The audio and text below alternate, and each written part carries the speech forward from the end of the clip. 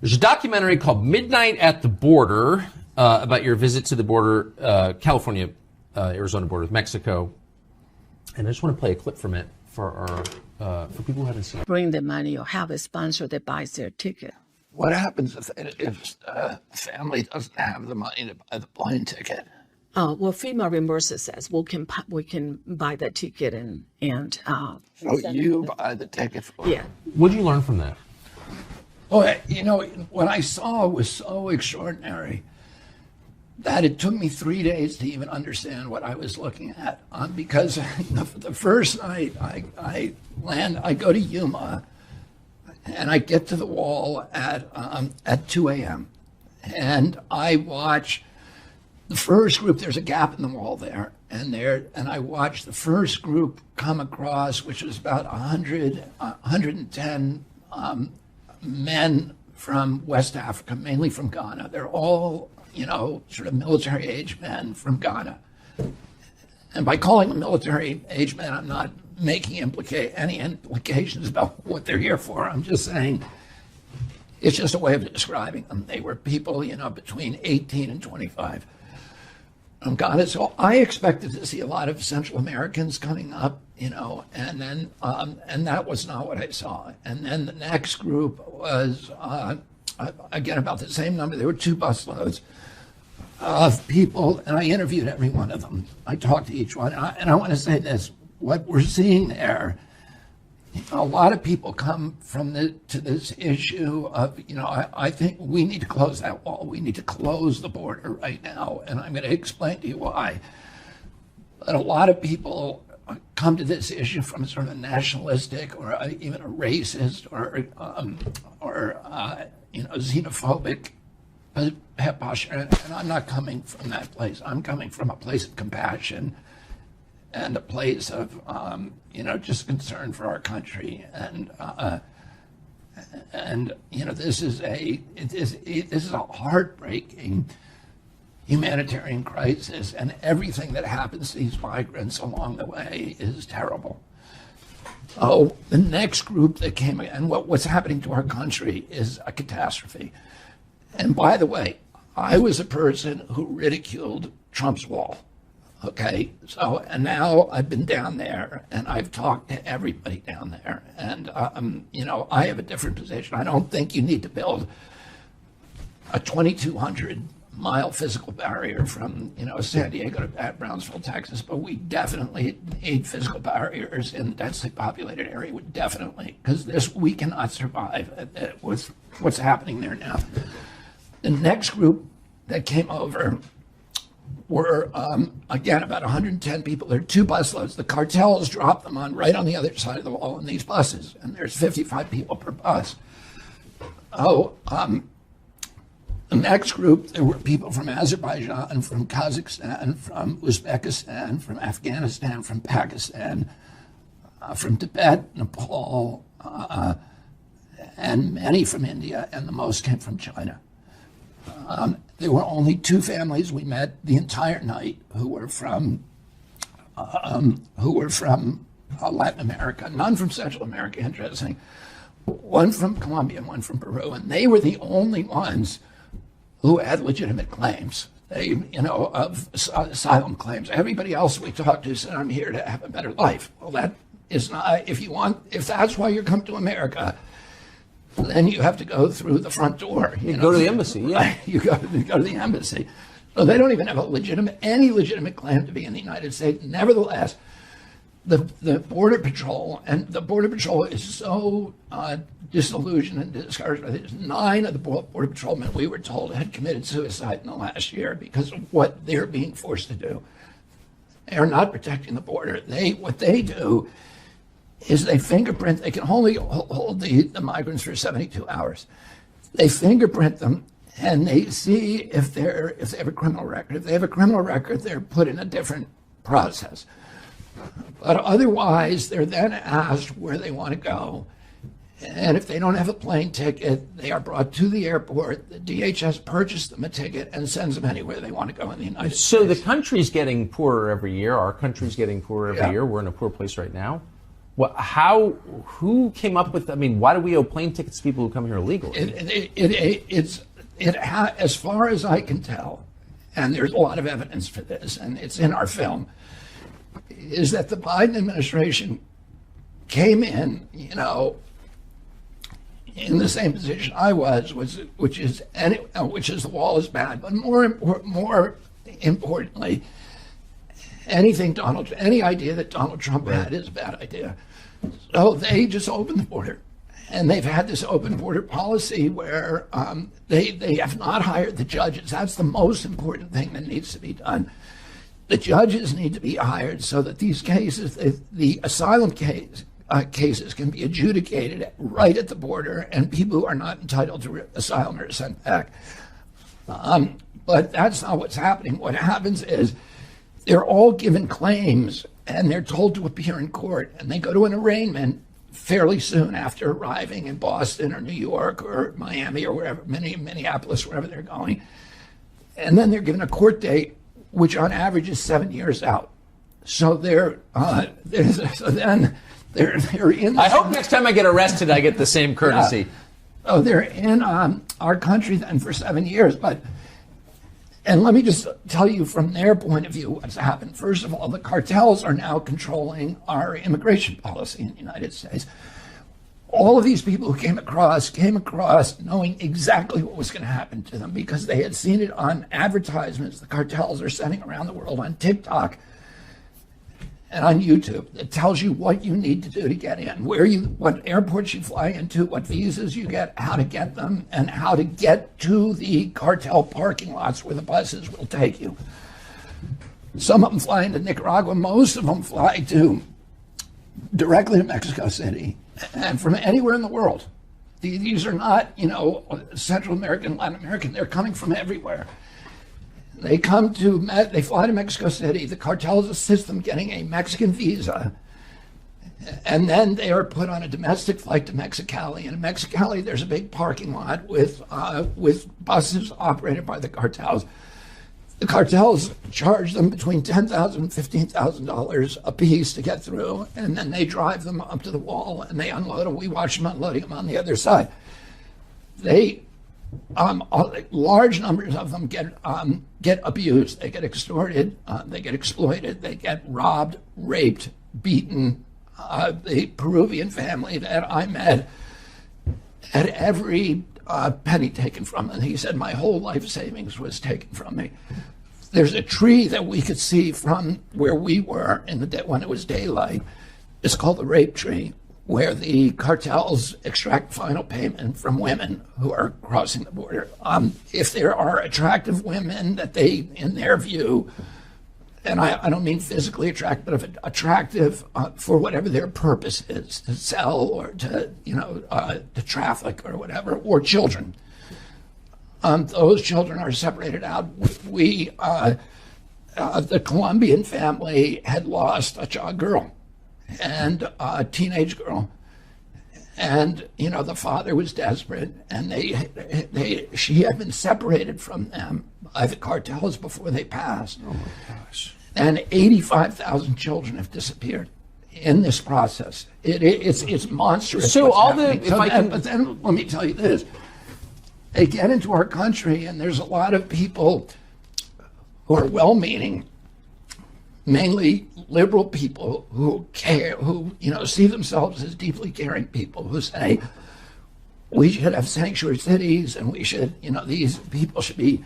treated with dignity. But what really happens to them in real life is that they get here and then for 7 years, none of them are legal. So they are now subject to terrible exploitation by unscrupulous employers all over this country. They're getting paid $6 or $5 an hour because they have no leverage in their employer. Of course. And that dampens the wages for every other American. That's exactly right. It steals the leverage from American workers, too. And there's 16 million of them here now. And they're crushing the social safety system, social safety nets. In cities like New York has 95,000 of them have landed in New York. New York is now thinking of turning Roosevelt Island into an open-air refugee camp. And there's a proposal that was on Bloomberg of turning Central Park, or parts of it, into open-air camps for migrants.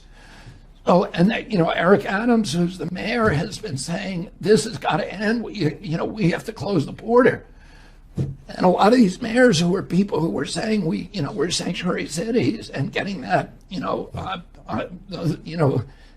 aligning themselves with that, are now seeing what it really means. And it does not mean treating people humanely. It is the worst possible thing we can do. Meanwhile, 7 million have come across in 3 years, 7 million illegally. In that same time, there's only been 3.1 million legal immigrants. So these are the people who waited in line.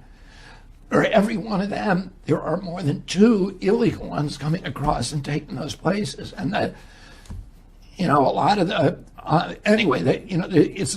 it's not something that's sustainable. It's something that needs to end right away. And the cartels which are making billions, the Mexican drug cartels are literally running U.S. immigration policy this time, not the President of the United States. And corrupting. Well, when you think about illegal immigration in the United States, you likely think of the images of illegals jumping the border fence and coming across the southern border. But that's just the tip of the iceberg. That's what Fox News will show you on television. But it's much darker.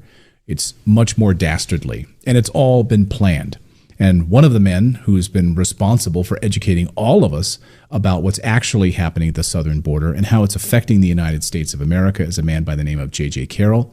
He spent 24 years in the U.S. Customs and Border Protection as a supervisor, and now is on a mission with his new documentary, This Is Treason, to educate all of us about how this is treason, what is happening to the United States of America. And JJ is in our studio today, and we welcome him here to Redacted Conversation. JJ, great to have you here, my friend. Thank you very much for having me and allowing us to talk about this in a long form and be in studio. So I'm excited about telling you about what we've been doing on this documentary. It's been a real pleasure, and I've been watching your journey as you're building this documentary over the course of many, many months, and all of the different layers which have taken you to different parts of the United States. Of course, you were stationed largely in San Diego. Mm-hmm. You were at the southern border for a long time.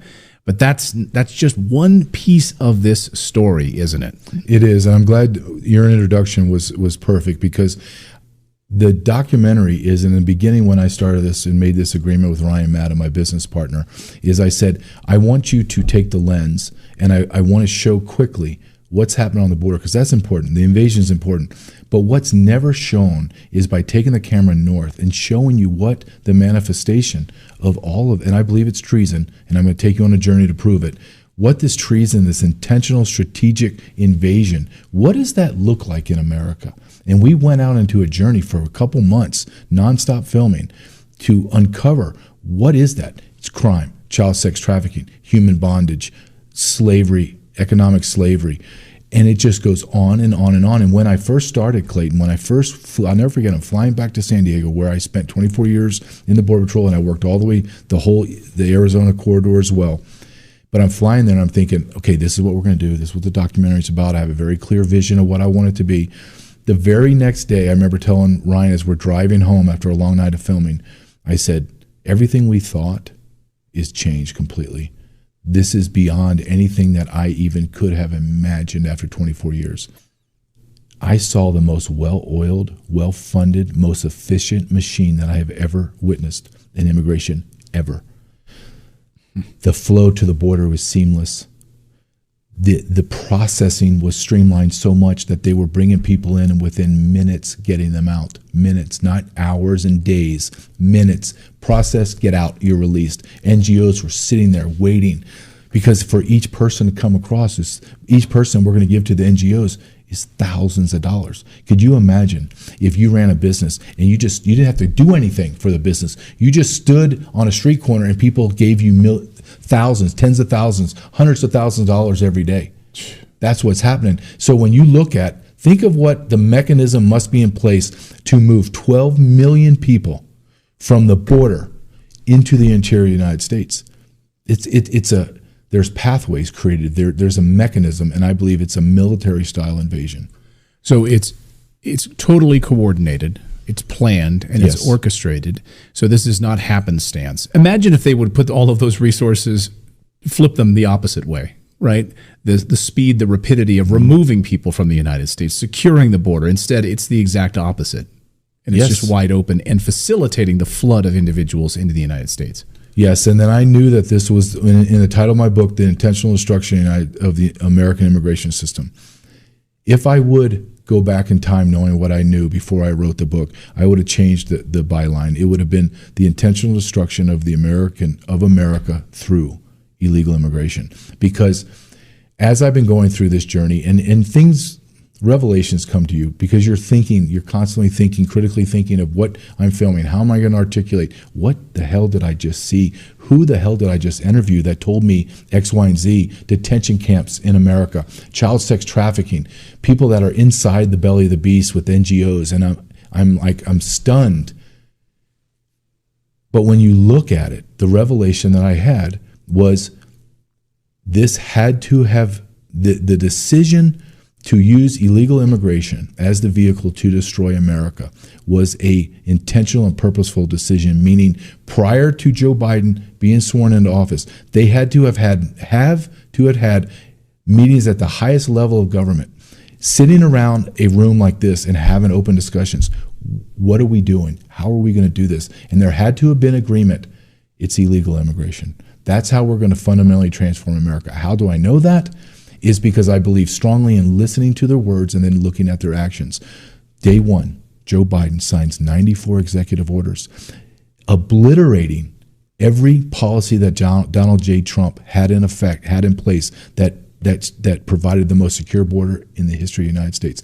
Let's say you hate whoever the opponent you beat, but he was the president before you, but he had something that was working. Let's say homelessness. I'm sure I don't agree with the left on homelessness and how we should do it. But what if they came up with a solution that was, oh my God, it's amazing. Why would I come in and dismantle all the programs? I would be like, this man did something amazing with homelessness. It's working. We're going to keep going down this track. I may tweak it, but this man deserves credit. We were arresting 500 to 600 people a day on a 2,000-mile southern border, a 5,400-mile on the northern border, and our coastlines. And ICE was deporting everybody. Why would you not continue on that? Why would you not continue to build the wall? Why would you not continue the policies to make Central America and Mexico bend a knee to ensure no caravans came up? But you did the 180-degree change and just said, no, we're doing everything different. In fact, we're stopping everything you did. So you can't make that bad of a decision. It's intentional. You strategically made the decision to sign 94 executive orders destroying it. And then people need to understand, I'd like your audience to understand, his first year he signed 296 executive orders on immigration. And it laid the foundation to what we're witnessing today. There's been multiple ladders of this, or layers, I should say. I think of it like a giant cake, different pieces of this. So maybe you can take me through a few of the pieces. You started this journey, I think, in San Diego, back at your old operations center there at the border to see how the deterioration process was. Can you walk me through some of the different steps of the documentary, like where you've gone? And I know yesterday, the reason you're here, I mean, you just had some unbelievable conversations that I want to get to as well. So maybe kind of start at the beginning. So we went to San Diego, we went and saw the invasion, and we saw hundreds of people living on our side of the border, just living there, campfires, food, eating, where I patrolled 3.5 years ago. That's where I worked. Now they're just living there. And they looked at me as if like, what are you doing here? We own this, get out. That was jarring. But what began to change is when I interviewed an individual in DHS that was working in DC, that was cutting the checks to the NGOs, writing the electronic fund transfers to the NGOs in the amounts of money that they were giving. One of the largest checks that this individual wrote was $600 million for a couple months. And talking about how the NGOs, and the quote that he gave me, he said, JJ, he says, listen, I don't think you're understanding what's happened in the last year that you've not been here. He said, the government does not run the NGOs, JJ. The NGOs run the government. The NGOs tell us how much we're going to pay them. They tell us when they're going to pick people up and where they're going to release them. And if they do release them, they're not going to tell us where they go. And they are running everything. And I said, well, how is that? How is that possible? And he says, because they being the government, has created the world's largest invasion, and it's chaotic and it's emergency. So we're just paying them whatever, because he said, without the NGOs, we can't move the bodies. We call them bodies, the smuggled people off the border. And when you can't move them off the border, it becomes a humanitarian crisis, and the media attacks it. Vis-a-vis Eagle Pass, Right. 15,000 people. San Diego, 10,000 people live. 2,000 Middle Eastern adult military-age men living on our side of the border. 2,000. They can't get them out because every time they would move that sand pile, more sand would pour in. Jeez. So when I heard that, I remember that was the moment that I knew, okay, this is bigger than what I understood, and everything is going to be changed. And then as we've gone through, we went from San Diego, and I told Ryan we're going to go from San Diego to Chicago. And I remember him asking, "Why are we going to Chicago? Yeah. Why Seems would we like it's go so far away? Right. Yeah. I said, because this is ground zero of everything that's happened. All my reading, everything that I'm learning, this is where it's going to explode. And we went down into Chicago. Were you right? I was 100% correct, and Ryan's incredible to work with, and he's like, this is exactly what we should do. So as we went to Chicago, down to Texas, Arizona, back up to the Northeast corridor and everywhere in between, but we went to Chicago, and what was stunning to me, Clayton, is through some contacts, they said, you need to go down the South Side. Because I said, yeah, I need to get down on the South, which is the notorious gang-ridden, had 100 people shot over 4th of July weekend. And they said, I have people that will allow you to go down there and be safe. I said, okay, I'm going to go down there. Why did I go down the South Side? Because the majority group of illegal aliens in Chicago are the Venezuelans. And the Venezuelan gangs are proliferating and growing and growing and growing, and they're pushing up onto the Chicago gangs. And there's going to be a war. So I went down there because I knew that Chicago has already spent $3 billion plus on illegals in Chicago. In what capacity? Providing services? Yes, housing, medical, school, food, clothes, everything that you need to survive. But you have a city that's in decay. Yeah, last weekend there was 100 people shot in Chicago. Yes. So I'm glad they were able to find $4 billion to help illegal immigrants. Well, when you look at when we talk numbers like this, 3 billion, 4 billion, when you understand and you physically see the manifestation of that spending and the manifestation of taking money from U.S. citizens that are on the lowest economic ladder, lowest economic rung in society, yeah, it's shocking. Let me give you an example of what that looked like. We went to where all the illegal aliens that fly in or get bused in Chicago go to a transit area where they kind of tag them. And they say, okay, you're going to go here in the South Side, you're going to go to this shelter, you're going to that shelter. I want you to think of giant wedding tents, like bright white wedding tents. Yeah. Beautiful, Clayton, beautiful, with beautiful colored signs saying ropa, which means clothes, and food, comida, food, and all this Spanish signs and stuff, beautifully displayed. They get pushed through there, get clothing, food, everything, and as they wait to be transported to where they go, they have staging buses, they call them waiting buses, beautifully clean city buses where they can go on to make sure they're not cold or hot when they eat their meals. 200 yards away, Clayton, is a tent city encampment of homeless Americans. To say that it's squalor would be an understatement. I walked in with a suit like this because I'm doing interviews, and I walked through and I came out and I smelled of urine and feces. Oh. Everyone there is drug addicts, obviously homeless, dirty, mental illness, and I'm talking to them, and they're angry. And I'm like, what are you angry about? They're like, you don't know what's going on down there? I go, yes, I saw that. And I said, okay, give me a story. Tell me why you're so angry. Well, in the winter, we're freezing to death and our fingers and our toes are getting frostbitten. And we're walking down there to get on the buses to warm up. And we look up in the buses and it's all the illegal aliens eating their food, warm. In the buses. Yes. And you've been to Chicago. The wind is blowing, whipping through there. I'm freezing to death. It's below zero. And I'm knocking on the door. Please let me in.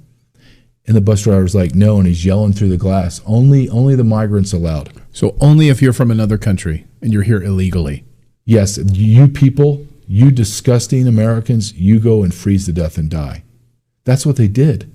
And then you go 1 block or 2 blocks south of the transit area, and then you end up in where the DOJ building, Department of Justice building, and the Senator's building overlooks this street. And on this street is a club called the Standard Club, and they spent tens of millions of dollars renovating the Standard Club to house 1,200 illegal aliens, all military-age men.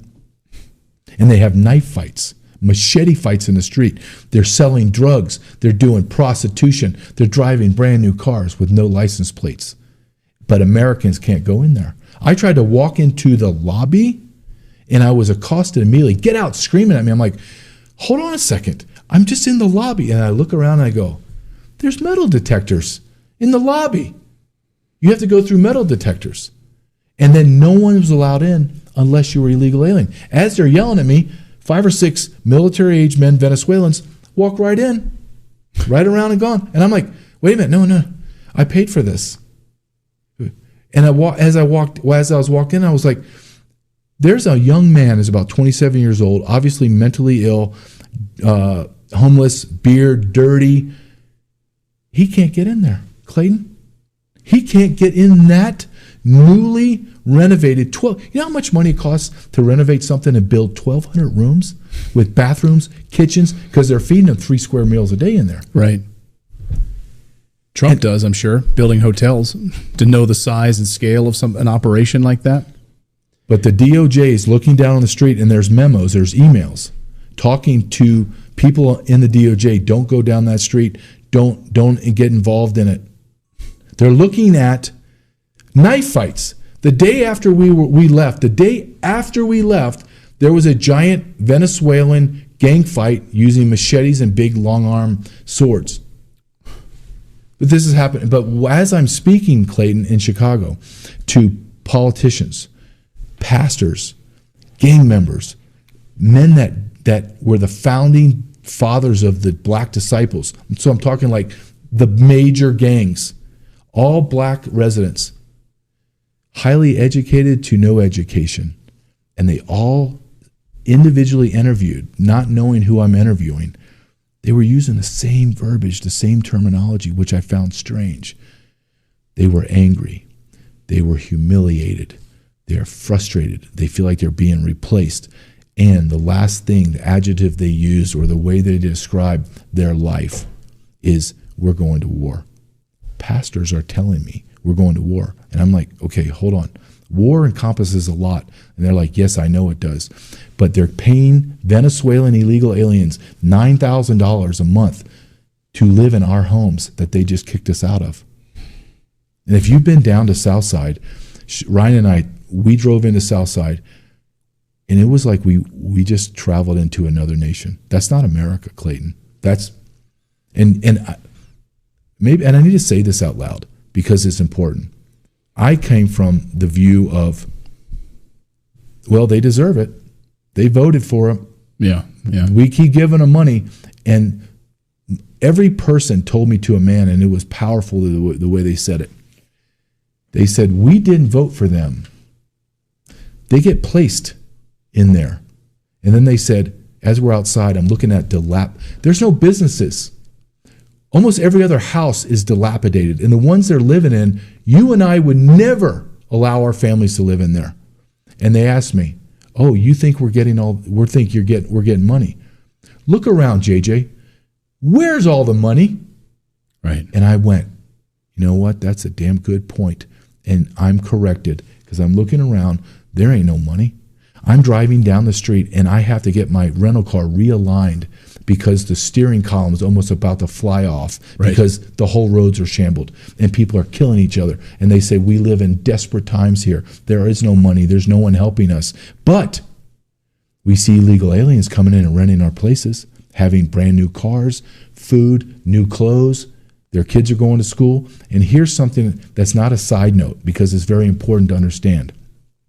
One of the politicians in the GOP, one of the only politicians in the GOP in Chicago, said to me, this has to be 6 weeks ago, so about 2 months ago, Mayor Johnson came out and said, we Chicago have the ability to bring in 700,000 more migrants. And I'm like, wait a minute, Johnson, you have room for 11,000 homeless shelters and you're evicting people. And this politician said to me, and it was very profound, he says, do you know how many black residents we have in Chicago? And I said, well, I think you have, over 1 million, 1.5 million. He goes, no, the numbers have dwindled. There's a reverse migration because it used to be Southern African-American black residents and citizens moved to Chicago for opportunity. Now they're all leaving. And he goes, you know what the number is, JJ? I said, no, I don't. He said 700,000. He goes, do you think that's coincidental? That he says he's going to bring in 700,000 and whereas only 700,000 of us, they're replacing us and we all know it. And everyone admitted to it. Everyone in this conglomerate of people that I was speaking to that didn't know each other. And then I sat down and this was shocking. And rarely I'm shocked. And you can see it in the interview where you can see my face kind of like, what did you just say? Is a woman her specialty is education, all education. And she said to me, talking about illegal immigrants, she says, do you know what the population of school children are in Chicago? I said, I do not know. And she says 330,000. Okay. Do you know how many illegal alien children are the population of that is, the percentage? And I said, I'm going to guess and say about 10, 15%. And she says, no, it's 48%. That's what I did, Clay. I did like, you can see me on camera, I went like, 48%. What? And I had to admit, I said, I am grossly ignorant on this and I'm rarely shocked, but what did you just say? Did you just say 48%? And she says, yes. And she said, and here's where the dirty, dirty secret comes out. She says they don't speak English, and yet their test scores are higher than the black students. What? And that's what I said. What? Well, how's that possible? And she says, because they've diverted all of the money to the migrant children. English as a second language, tutors, after school care, early morning care. So they have taken the black residents of Chicago, thrown them away, taken the black students in Chicago where they are below, they're in the teens in proficiency. Not like they're almost there passing, they're 68%, we're getting to that 70, they're in the teens because there's no money for them. They have diverted all of their resources to foreign nationals. So this idea of being replaced is absolutely the case. We know that this is a talking point of the left that says this is xenophobia, this is garbage. People on the right say that you're being replaced. This is, of course, this is propaganda, but it is happening. It is not propaganda. I witnessed it. I saw it. I spoke to the people that are being replaced. Right. I had this discussion. It was very uncomfortable for this one moment. All of these men, it didn't matter. We had Tyrone Muhammad, 21 years in prison for murder, doing incredible work in the community. Another man out of murder for 26 years. Gang members that are murderers. And I told them, I said, listen, I'm going to tell you something and it's going to really make you mad. And it's coming from a white man from the outside. But I'm just going to tell you the truth. You are talking in future tense. We are going to be replaced. I said, do you understand that you have been replaced? And you should have seen, not because they're ignorant or they're stupid, because that's definitely not what these men are. They're very intelligent men, very God-driven, but they're in the battle. And when you're in a battle, sometimes you can't see the forest from the trees. You just can't. Yeah. And I said, it almost as if a light bulb went off. And you should see the emotion went from shock to dismay to anger. And they all said, No, you're right. You're right. This is present tense. I said, of course it is, guys. You are not being removed from your residence. You have been removed. You're telling me you have been removed. You don't know where to live. Where do I go? Our federal government has done this to fundamentally transform the United States of America. They do not care about you. The federal government is the enemy of the people. Exactly what I'm going to prove in my 2 documentaries. The federal government is the enemy. They're the traitors. They're trying to fundamentally transform the United States of America. And we have to be able to understand what they're doing and speak in these terms. If we don't see major political change, will it end in bloodshed? Will it end in a civil war? How can this ever be resolved if they control so many of the institutions, and if we don't see rapid progress in this? Well, what they don't control is that the people are many, and the people inflicting the corruption and the horror on us are relatively few. And I just think the people are waking up far too fast. And it's not just in this country, it's around the world. Well, that didn't take long. The British media trying to tell you that all of those stabbings and the burnings of businesses in the UK are just peaceful protests. I'm having Black Lives Matter protest flashbacks. Here's the BBC describing how these violent mobs are just largely peaceful. But nonetheless, hundreds of people turned up, many of them wearing masks, some of them carrying weapons, as you saw. It was a largely peaceful demonstration. I was there for several hours, but then a group of masked youths began behaving in sort of low-level criminal behaviour, reckless driving, antisocial behaviour. What's happened in the past hour or so is that they've broken off, and a group of them have attacked cars and a pub elsewhere in the city. And then watch as Sky News had to cut away as a group of masked Muslim men carrying machetes surrounds a Sky News reporter. Watch. Community leaders have been speaking to the police as well because... Free Palestine! Free Palestine! Fuck India! But I think, apologies for the language you're hearing, but a sense of the anger, I think you can hear there. Yeah, Katie, I think Becky, I apologise. We need to leave you there, and Becky, we'll have security there, and we will leave that, and I apologise once again for the language there. Our political... And just a few minutes ago, we got an update from the police in Britain now that they are adding an additional couple thousand riot police as their fears, according to the Telegraph, that far right-wing thugs are going to attack other migrant centers across Britain. Far right-wing thugs. But it does get worse because overnight the British government, under Keir Starmer, has made its first arrest of someone who wasn't even there, wasn't even at the protests. No, this person posted something on social media.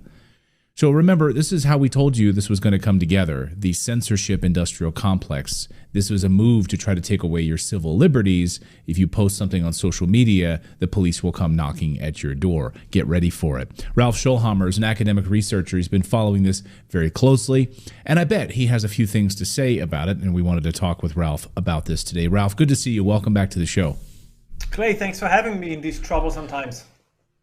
It's unbelievable what's happening. So a lot of moving pieces in the UK right now. I can't help but in the United States feel that this is about to come to the United States. You have a government that's saying, hey, if you post things on social media that could be rabble-rousing, could incite violence, the police will come knock at your door, and that's exactly what's happened. First on that piece, Ralph, what's your take?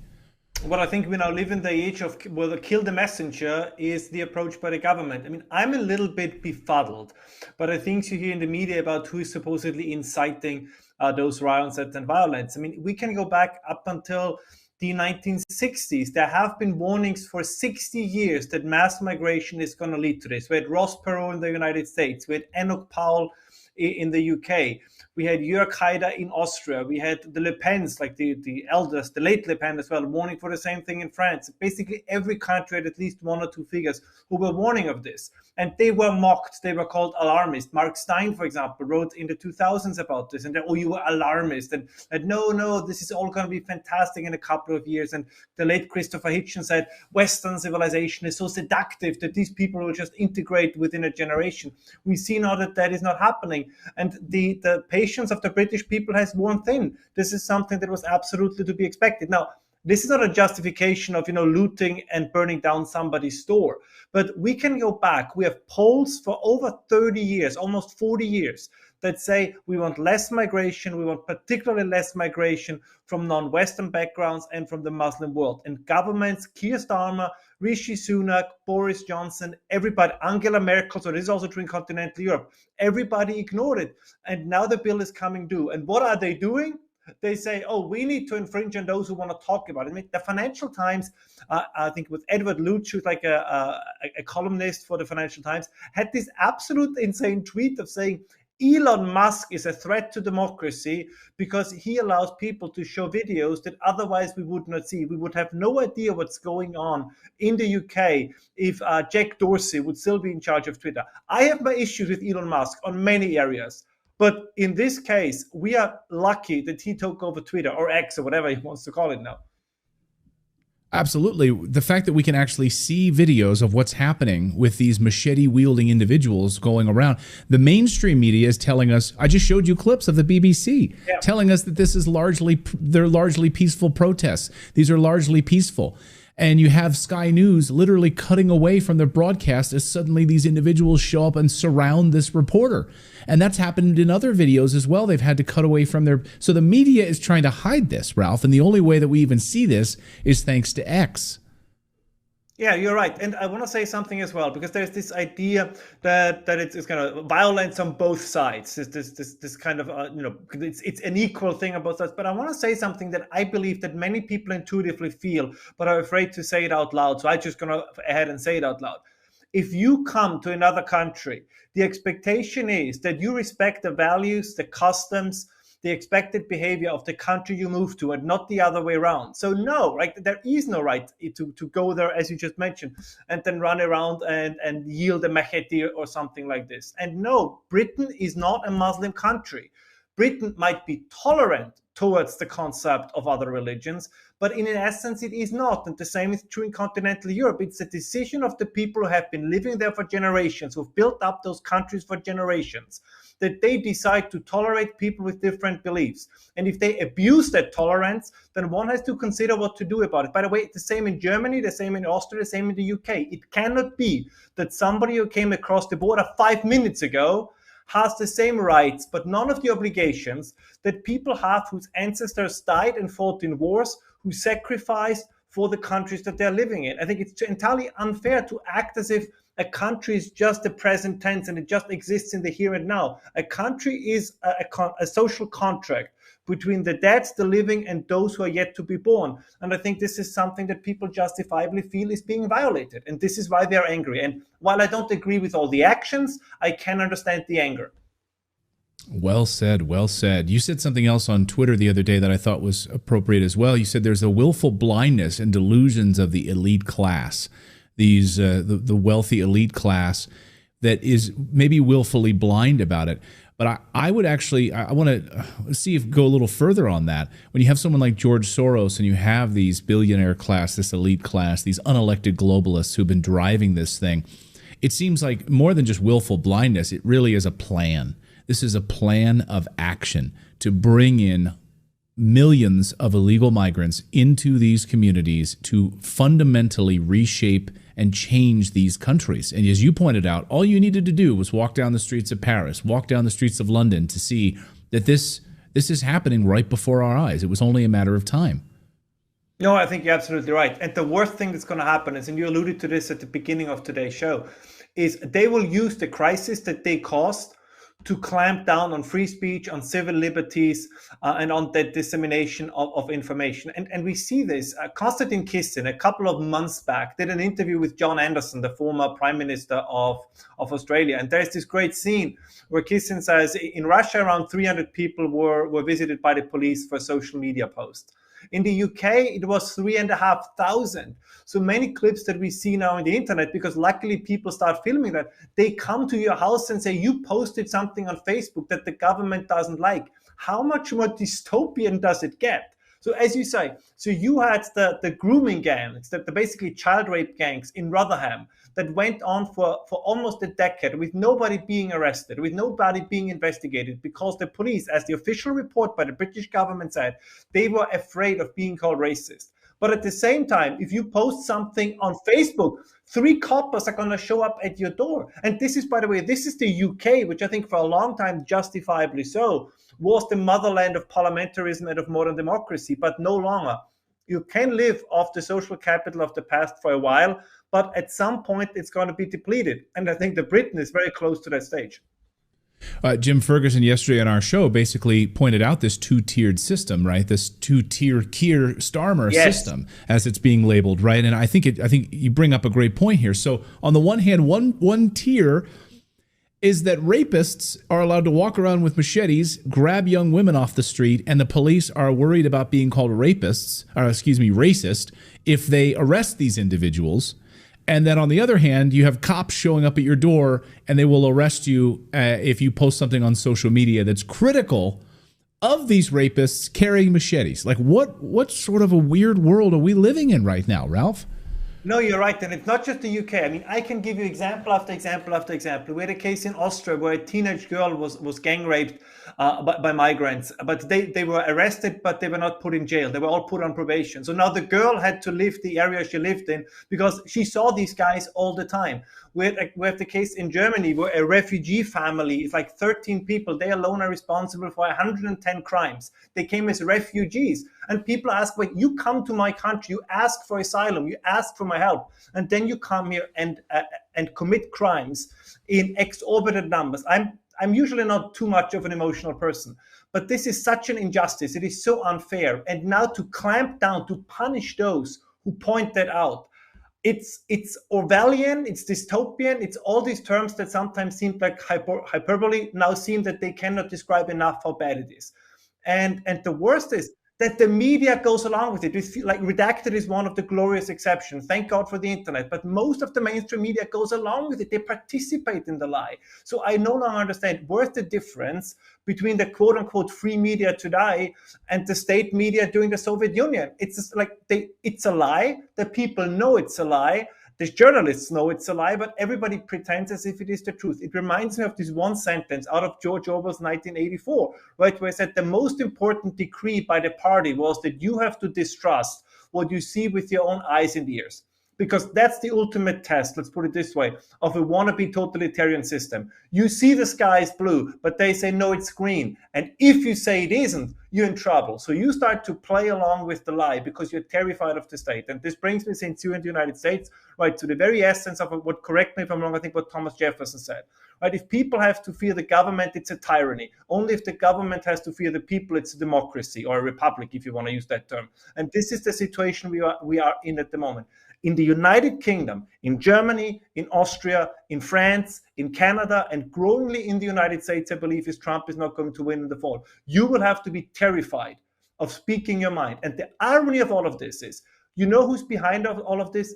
Everybody who constantly says that the other side is a threat to democracy. No. Every time you hear a journalist, a politician talking about who is a threat to democracy, they are. It's projection on a global scale. Right. Very well said. Brilliant. And Thomas Jefferson, of course, if the government ends up not being able to fear its people and the people fear its government, it's time to throw off the shackles of that government and create a new government.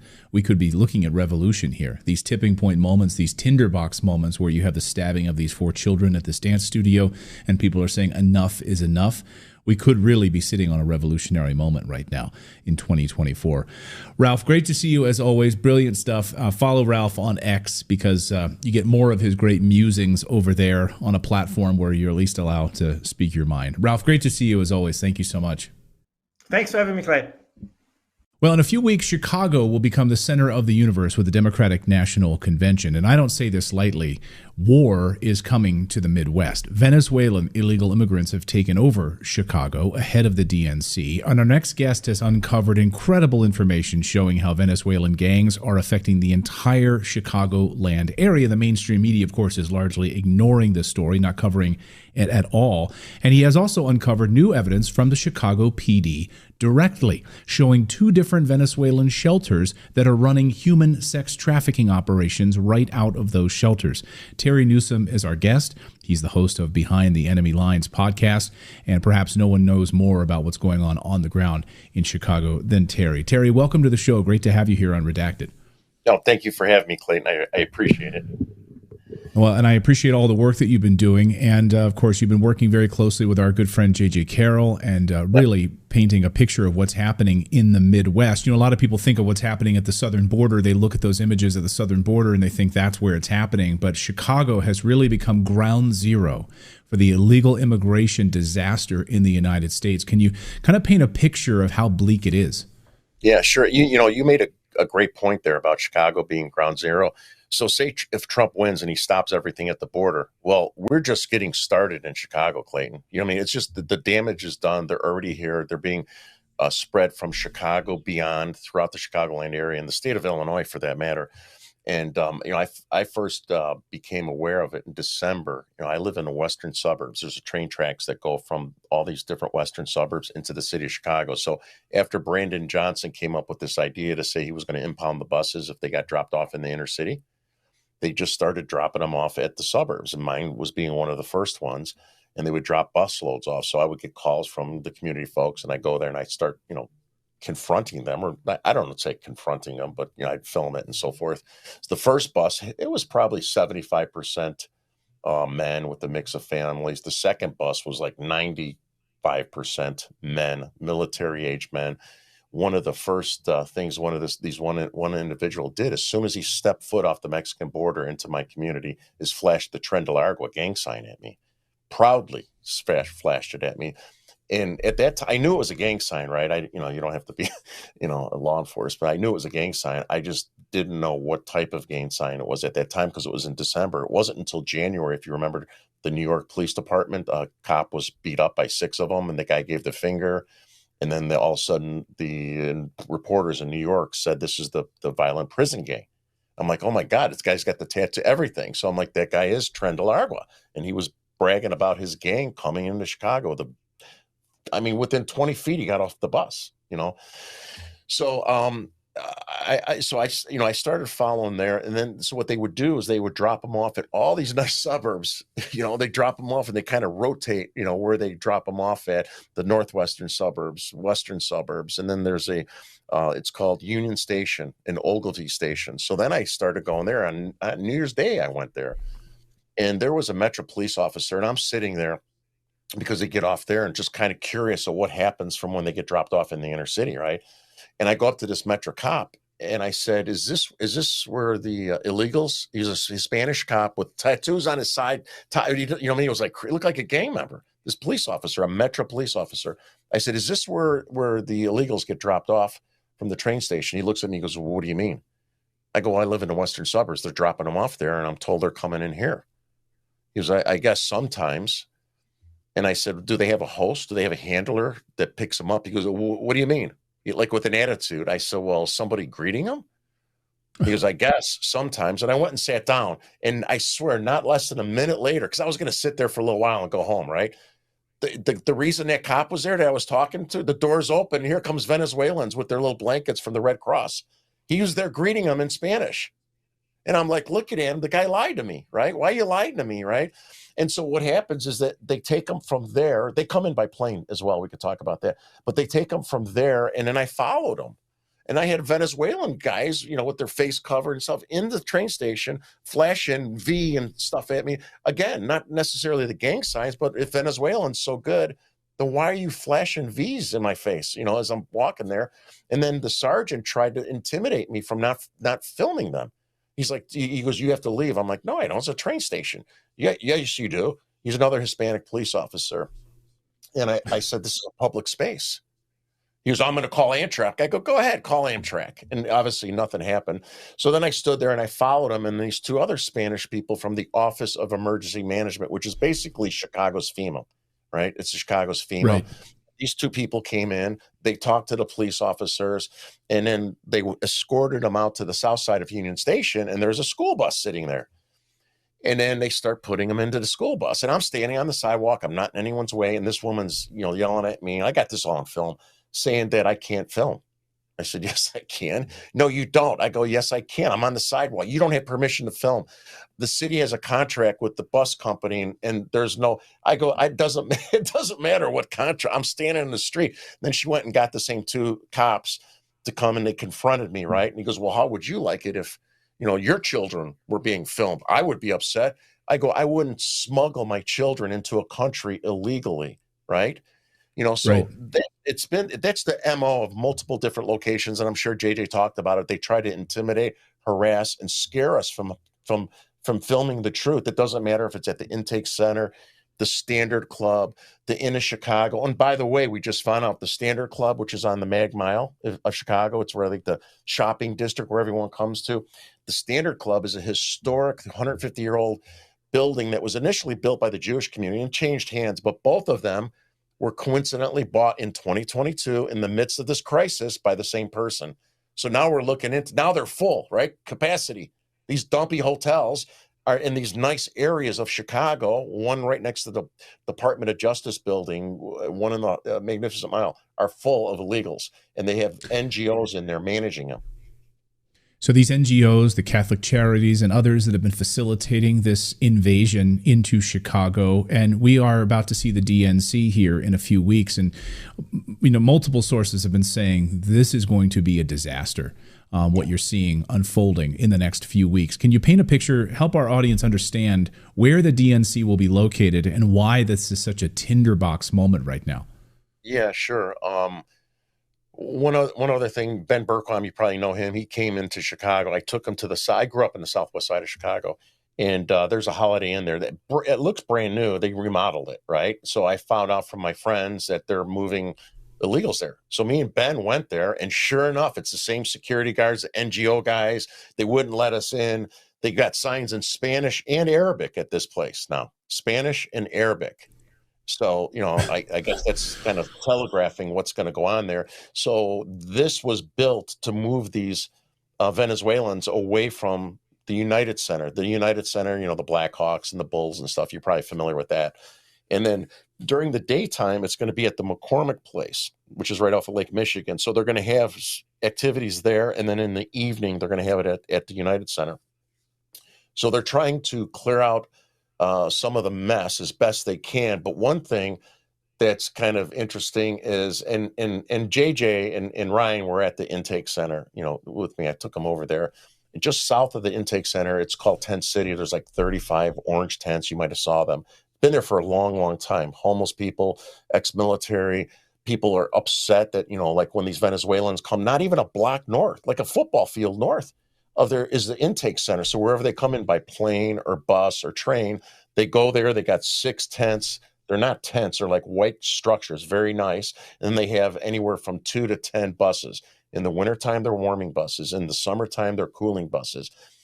These people that I interviewed in February were telling me how they went in January during the deep freeze, tried to get on those warming buses, and they wouldn't let them because they weren't Venezuelans. One guy said, I had 5 Americans who are homeless in Chicago, veterans who are trying to get on these warming buses, are being told you can't get on these buses because we've got illegal Venezuelans sitting here. Yes. And then, like when JJ and, same stuff, they try to, the same NGO guys, the one guy's from Helping Hands. I did a facial recognition and we found it and I scanned it and got his LinkedIn. He's from this company. He's like 30 people and they're like the PMO, the quarterbacks of this center. The intake center, right? And same guy every time. He's from Texas too. So we got these outsider NGOs making a fortune to help destroy part of our, our Chicagoland and our state. And they're making money off it. And they try to intimidate and harass us to tell us we can't stand on Polk Street. Tell us we're not allowed. And then I had a guy from the CTA in a little minivan while we're filming the buses. And yeah, JJ was there. And the guy's telling me I can't film the buses that are on the street unless I get permission from the CTA, just like the other lady said to me. I mean, they're nuts. And what are they trying to hide if they think they're doing something good? So for the DNC convention that's coming up, Pritzker cleared out all these homeless people, tore down their tents, cleaned it up, put an 8-foot fence surrounding the whole area. So granted, you don't want people living like that, and they didn't care before, but all of a sudden they tore all this down, cleaned it up, put this fence in. Then I went back to the intake center just to check it out, and sure enough, they got brand new sidewalks, that weren't there when JJ was there. New sidewalks, and this is kind of like a cruddy area. It's like not necessary. The only biggest thing there is now the intake center, which was an empty lot until they allocated it for this intake center. And they got special curbs for these buses and little plastic none of that was there. So I'm just speculating that I bet you Pritzker's going to take some of these radical leftists. That's why he cleaned, because it's 2.5 miles away from the United Center. So it's not that close, right? I'm assuming he's going to do little tours. Why else would he fix the sidewalk up? And, it wasn't necessary. So they're making it look better than it is. And so that's being done for the United Center. Now, you'll see go ahead. No, go ahead. You'll see in the news, they're talking about, I have friends on the police department, right? They say it's going to be a cluster, senior people, some guys ready to retire, right? They say it's going to be a mess, right? It's a mess. And things are changing. Matter of fact, I talked to this guy last year. He goes, they're changing like daily, and especially the stuff with Harris and all this other, crazy stuff that's affecting it. We're going to have the inner perimeter, and other agencies are going to handle the exterior perimeter. I imagine the Secret Service and whoever else, right? And these guys, if you see the local media in Chicago, and they're talking of preparation for the DNC, a lot of it's that fluffy bullshit on how they're being taught, the police officers, to handle these protests and how to handle them in the right way, right? They're not, you don't hear about protecting the police officers and stuff, right? They're more concerned of, handling it the right way. And which is kind of funny, the anarchists, the Antifa, the Hamas, they're putting it out there. We're going to make this greater than 1968.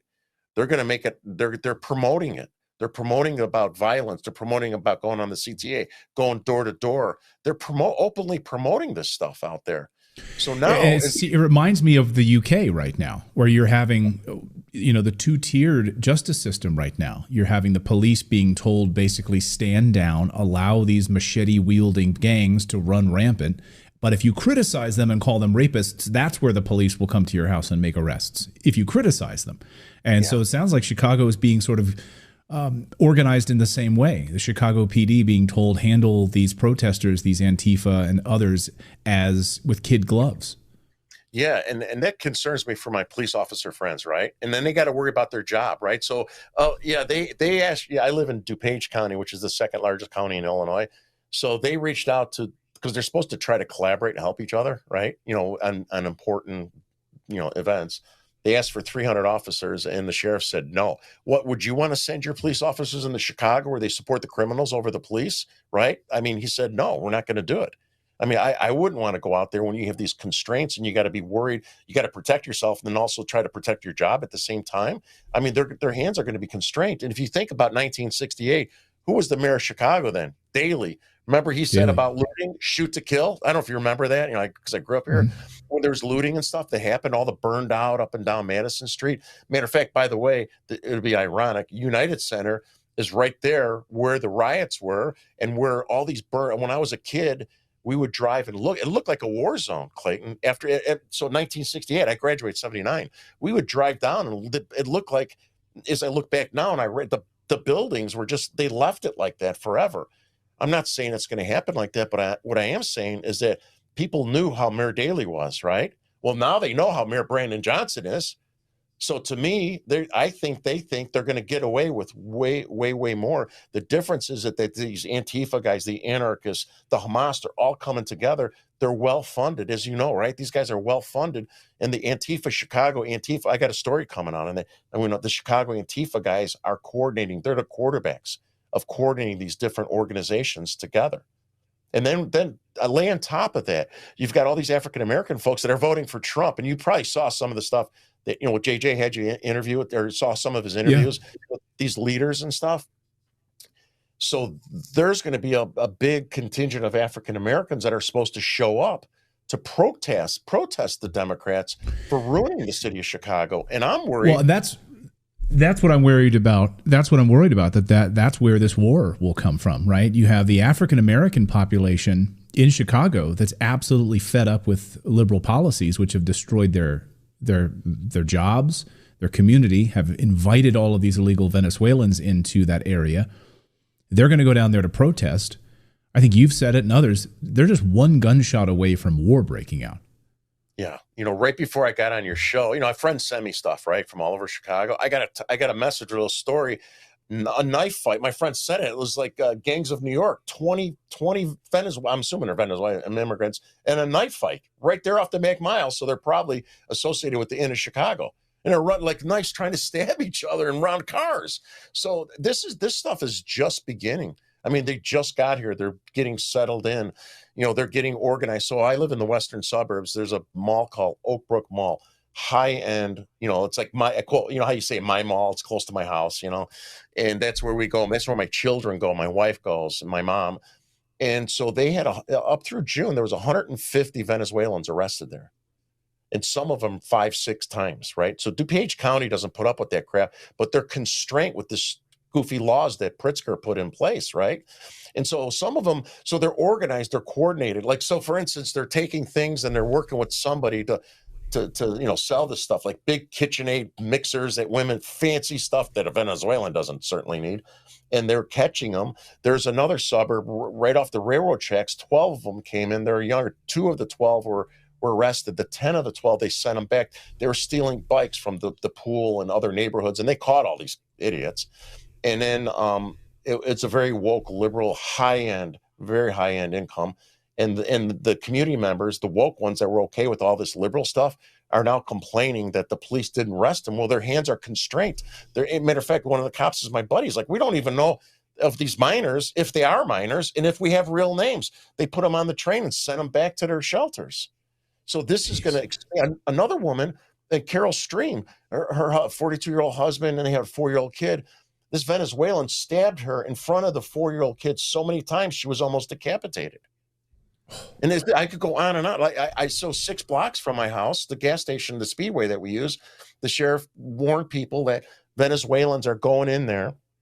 And you say if you go inside, I never go inside, we use a credit card out there.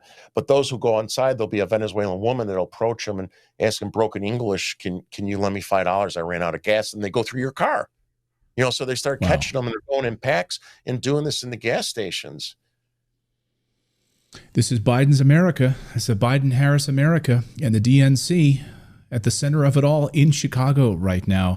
Terry, I want to check back with you here as we get closer to the DNC and during the DNC. Would love to have you on here. No one has a better pulse of what's happening right now in the heartland and in Chicago and the heart of the illegal immigration invasion in the United States. Could I give you a couple stats I just got? Do we have time just real quickly? Yeah, please. Okay, so I ran FOIA requests for immigrant arrests from 2021 through 2024, right? And they listed all the countries. I was kind of shocked. The police are actually against this, Chicago police. So I'll just point out Venezuela, for instance. Colombia is up 280%. Venezuela in 2021, there was only 6 Venezuelans arrested in the city of Chicago. 2022, there was 26. 2023, there was 1,030. 2024, halfway through our year, 1,720. So we're going to have 3,500. Now, keep in mind, they don't arrest all of them, Clayton, right? And then the other one that you mentioned, the Standard Club. So as I learned more about this, the first in Chicago, I got 230 police reports, incident reports.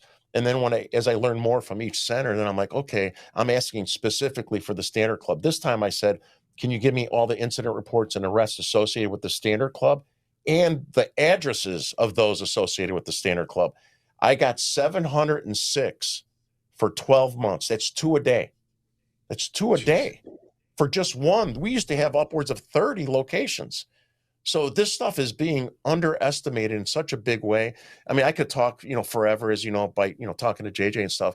It's crazy, and it's going to collapse us in a big way in the city of Chicago, the state of Illinois. Well, California wants to give away $150,000 to undocumented immigrants to buy a house. And guess what? They don't have to put any money down for this loan, and they don't have to pay that back until they sell the house, which they could just never sell the house. This is so wild. And I got a really good laugh out of this today, like a real belly laugh, because you think, okay, well, maybe California's done some math that I haven't seen. Maybe they've run the numbers and they think they can afford it and it will stimulate the economy. How much do they really think it will cost? Well, this is an actual analysis of the bill a document that is on the state's website. So California says that handing out $150,000 to undocumented migrants to buy houses will cost unknown significant dollars. This is how are they doing their math? No. Who put this together, like an intern? Right. Like, who's it's going to like, cost dollars. John the intern put this report why together. Couldn't I use that math? I could have got through all my calculus classes so much faster if my answer could just be unknown but significant, I'm sure. Like, I don't know. Just leave that on the screen for a little bit longer. Significant cost This is pressures. how California's running their models, you guys. How much is this going to cost the state? Money. Dollars. Money. It reminds me of... No, they didn't even say money. It's just unknown. It's unknown significant cost pressures. That's like legalese for the shoulder shrug emoji. That's what they basically did there. Like, it will cost dollars and pressures. Man, there's a bunch of idiots running California. Holy shit. Definitely. When my daughter was 2, I would say, Ava, it's time to go to bed. And she'd say, no, need minutes. Need That's minutes. What this reminds me it's of. bedtime. No, need minutes. We need dollars. At least that is quantifiable. Right. Minutes. Unknown significant cost pressures. We don't know. It's going to cost everybody, and it will be a lot of pressure. Okay, so here's what this document... Sorry. Yeah. One more, but how can that be a budget? Yeah, you can't budget if you've got an unknown significant factor. What are you budgeting for? Like, just, I don't know, like, save 20 billion, I guess. Just set it aside in case. I don't know, like, even that would be a budget. Unknown. Come on. Right.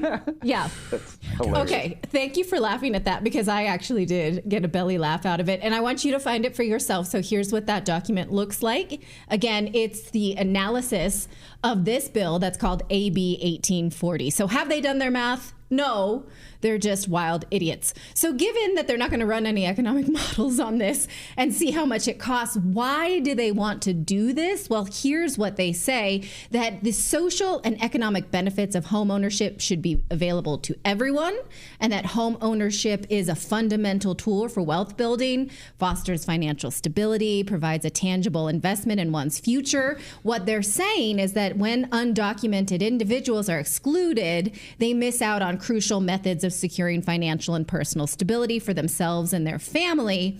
So they don't want to limit access to home ownership that will perpetuate inequality, they say. But couldn't that argument be made for everybody, that buying a home is a wealth building tool and that it provides stability and tangible assets?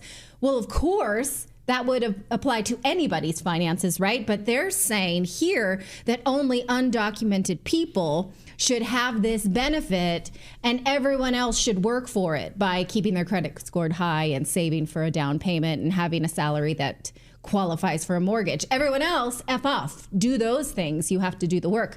But undocumented immigrants don't have to. This means that the state will pay the person that is selling the home $150,000 towards the purchase of that home.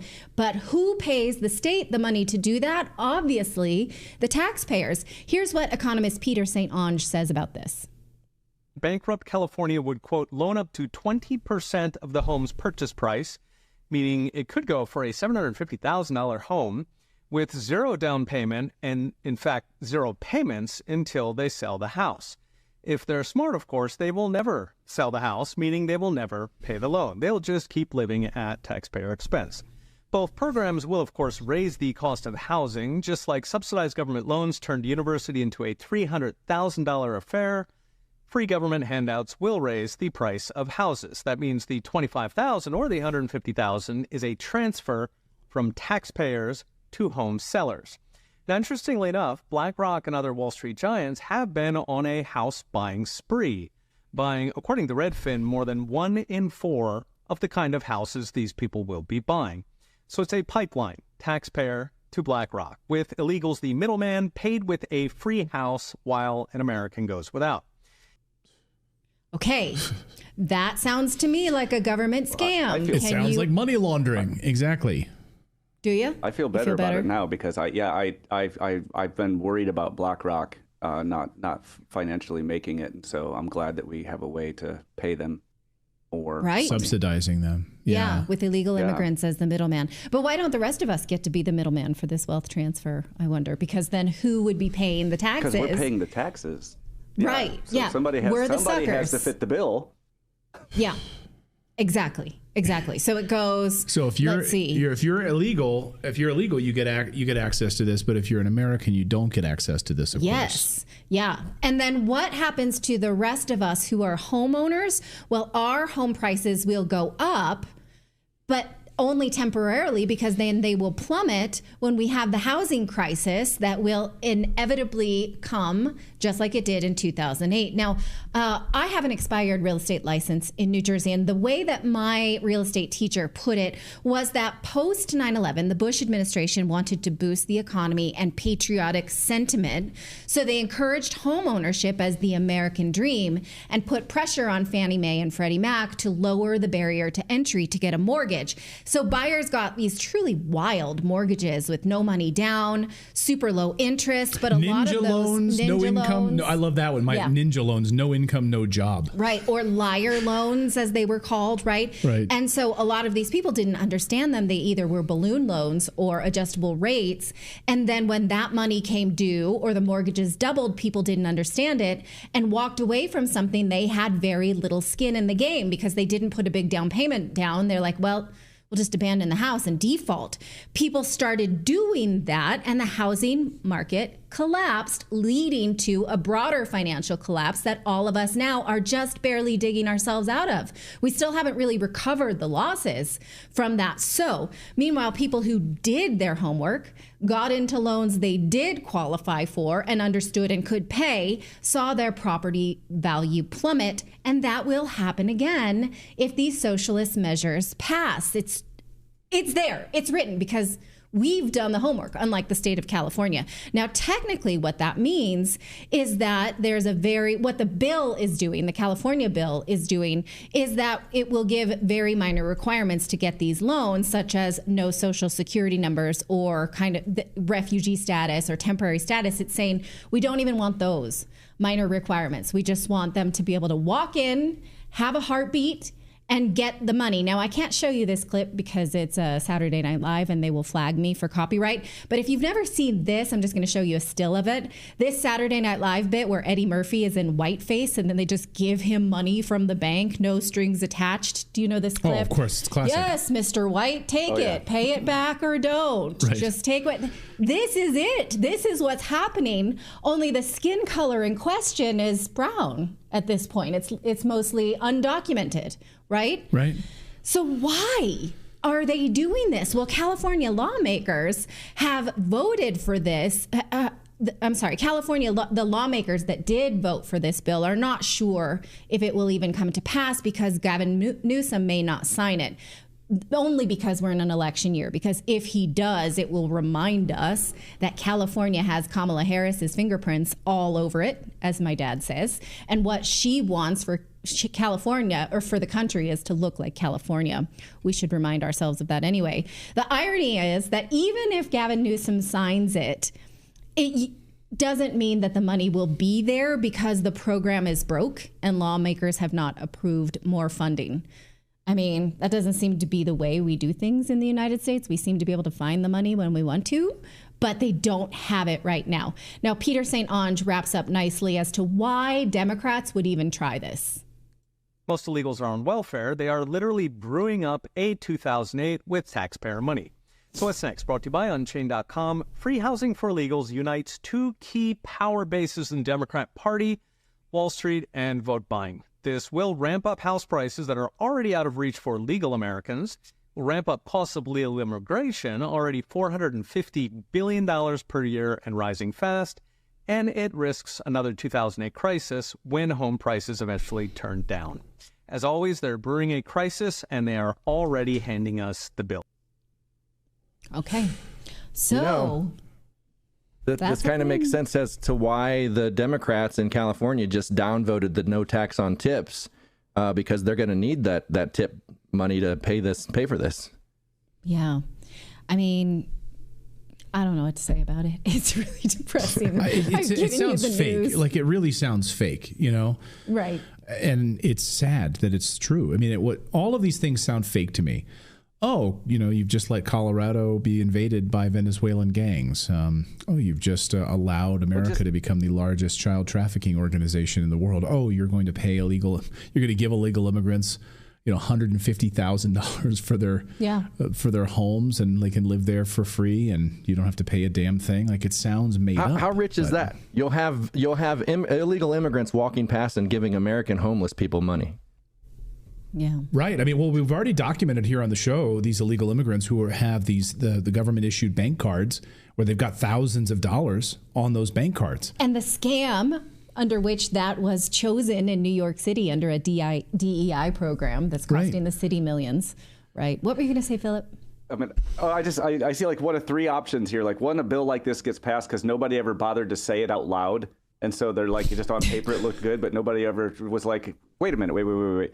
That, or is like a group of smart, educated people sitting around in a room with nobody giving any pushback, and so then it's just sort of like they just kind of keep ramping it up. Well, what if we gave them 100,000? Wait, no, what about 150,000? Yeah. Or three, it's corruption, and I'm kind of leaning towards the third one. Well, the first two are not possible because California Republicans have been screaming their heads off about it. So there are people trying to point this out. It's not happening under the radar, but they're doing it anyway. And it would seem that had this not been an election year where, for whatever reason, voters seem to pin Kamala Harris and Gavin Newsom so closely together reputationally because, they kind of are the same. Both have destroyed California, then that's the only reason they wouldn't do it, is to not hurt Kamala Harris's chance at the White House, it would seem. Well, America is the largest human and child trafficking organization in the world, and the reason it's today's top story is because everyone else ignores this story. And I really want to make sure that Redacted is a place that never, ever forgets that this is one of the biggest stains in American history and needs to be addressed. It is verifiable and well documented that America is the largest child trafficking organization in the world. We've documented this countless times here on the show, while the corporate media totally ignores it and covers up this story. Not only ignores it, but they suppress this story. When we cover it here on YouTube, it gets suppressed. So hopefully Rumble pushes it out. We've got to get more attention on this story as these children are being trafficked and humans are being trafficked, even adults in America. But now this investigation has taken an even darker turn, with federal officers raiding local police departments and state police raiding local police departments who've uncovered major pieces of the human trafficking story. Are they trying to silence investigators who are hot on their trail? It's hard not to see it any other way. So what exactly happened? Well, last week, the Tennessee Bureau of Investigations, TBI, raided both the Millersville Police Department precinct and the personal residence of its Assistant Chief of Police, Sean Taylor. There he is. That's Sean Taylor, according to Taylor himself. And now it's been confirmed. These files reportedly contained evidence of fraudulent mortgages, human trafficking, election fraud, drug trafficking operations involving members of the United States Congress, attorneys general, and law enforcement officials. And he said these compromised individuals had connections to BRICS nations. BRICS, of course, started out Brazil, Russia, India, China, South Africa. Particularly China, though, which seems tied directly to these fraudulent mortgages and land purchases, helping China buy up buildings and land in the United States. We don't know the full details of it. Hopefully we will soon. So they raided Sean Taylor's home and the police department. He released this video, which has now gone viral. He says the TBI, the Tennessee Bureau of Investigation, seized evidence regarding corruption that they had locally tied to corruption nationally. They knew local officials in Tennessee had tied to national corruption. They took our files, he says, and they are unable to complete these cases. Wait. So what you're saying is that this guy was investigating bad stuff. He was not doing bad stuff. Right. And they took his investigation. Okay, sorry. Right. And as you'll see, of course, they're trying to then paint him as part of the corruption himself, or the police department as part of this. So this is very convenient. Anyway, here's Sean Taylor. Listen to him in his own words, and you be the judge. Hello, everyone. I'm Assistant Chief Sean Taylor with the Millersville Police Department in Middle Tennessee. Many of you may have seen my video last week regarding the Tennessee Bureau of Investigation raiding our police department and my personal residence.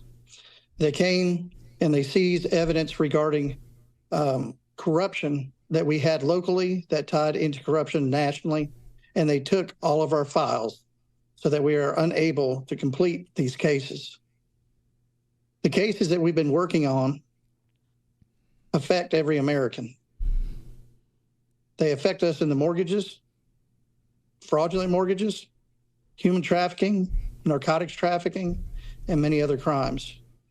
We have crisscrossed the United States talking to state attorney generals, senators, congresspeople, and numerous law enforcement officials throughout the United States.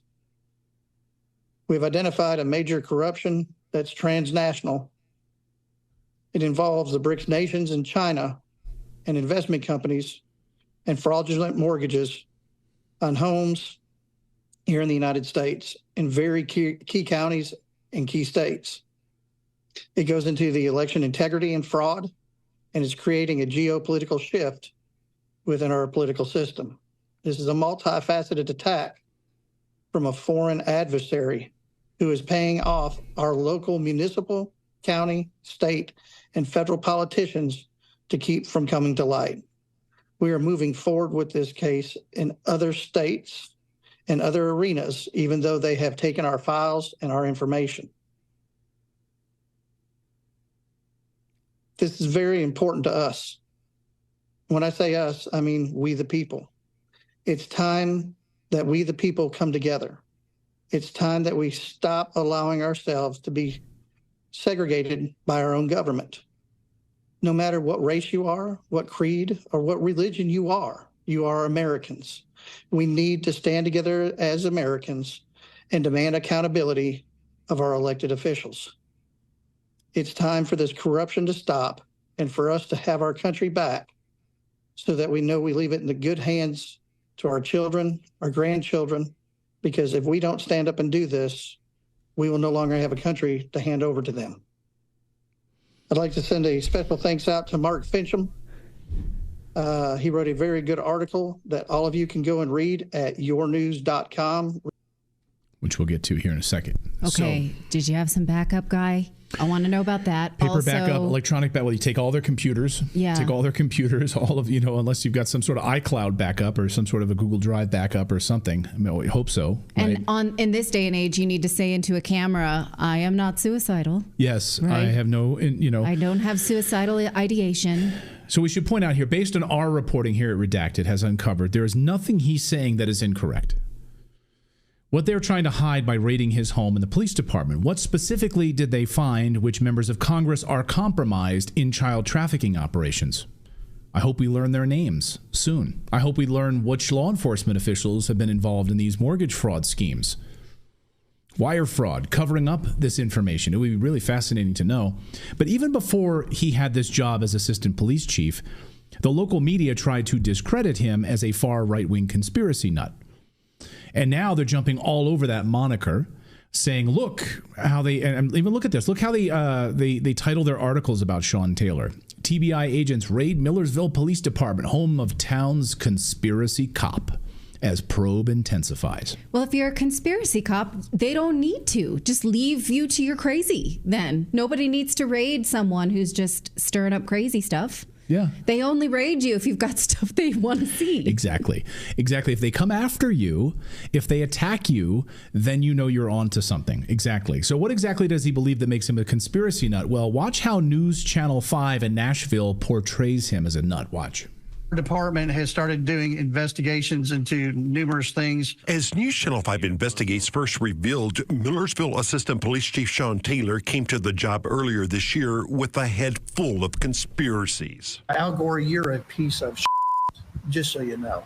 Claiming that political forces from both parties are involved in child sex trafficking. He was behind the arrest of former Millersville Mayor Tim Lassiter and suggested on right-wing podcasts there was more to come. Correct. The current mayor right now is backing us 100%. The city manager, chief of police is backing us 100%. Yeah.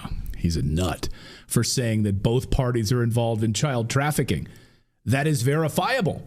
It's being run by the Department of Homeland Security through many non-governmental organizations. If you had said that to me in 2016, I'd be like, oh, come on. But this is the year 2024, and yeah, that sounds about right. This reporter doesn't know his shit. Study.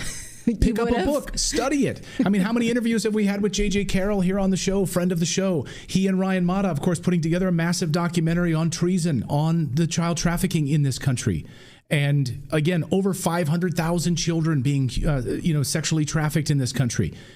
The Department of Homeland Security this month admitted that 300,000 unaccompanied minors have been lost. That's low. Inside the U.S. government. So this has happened on the Biden-Harris watch. And yes, Philip's probably right. It has been happening since long before then, but it is at a crescendo right now under the current political leadership. That was Channel 5 in Nashville. Here's Channel 4 also calling him a conspiracy cop during an interview with the city attorney. Watch.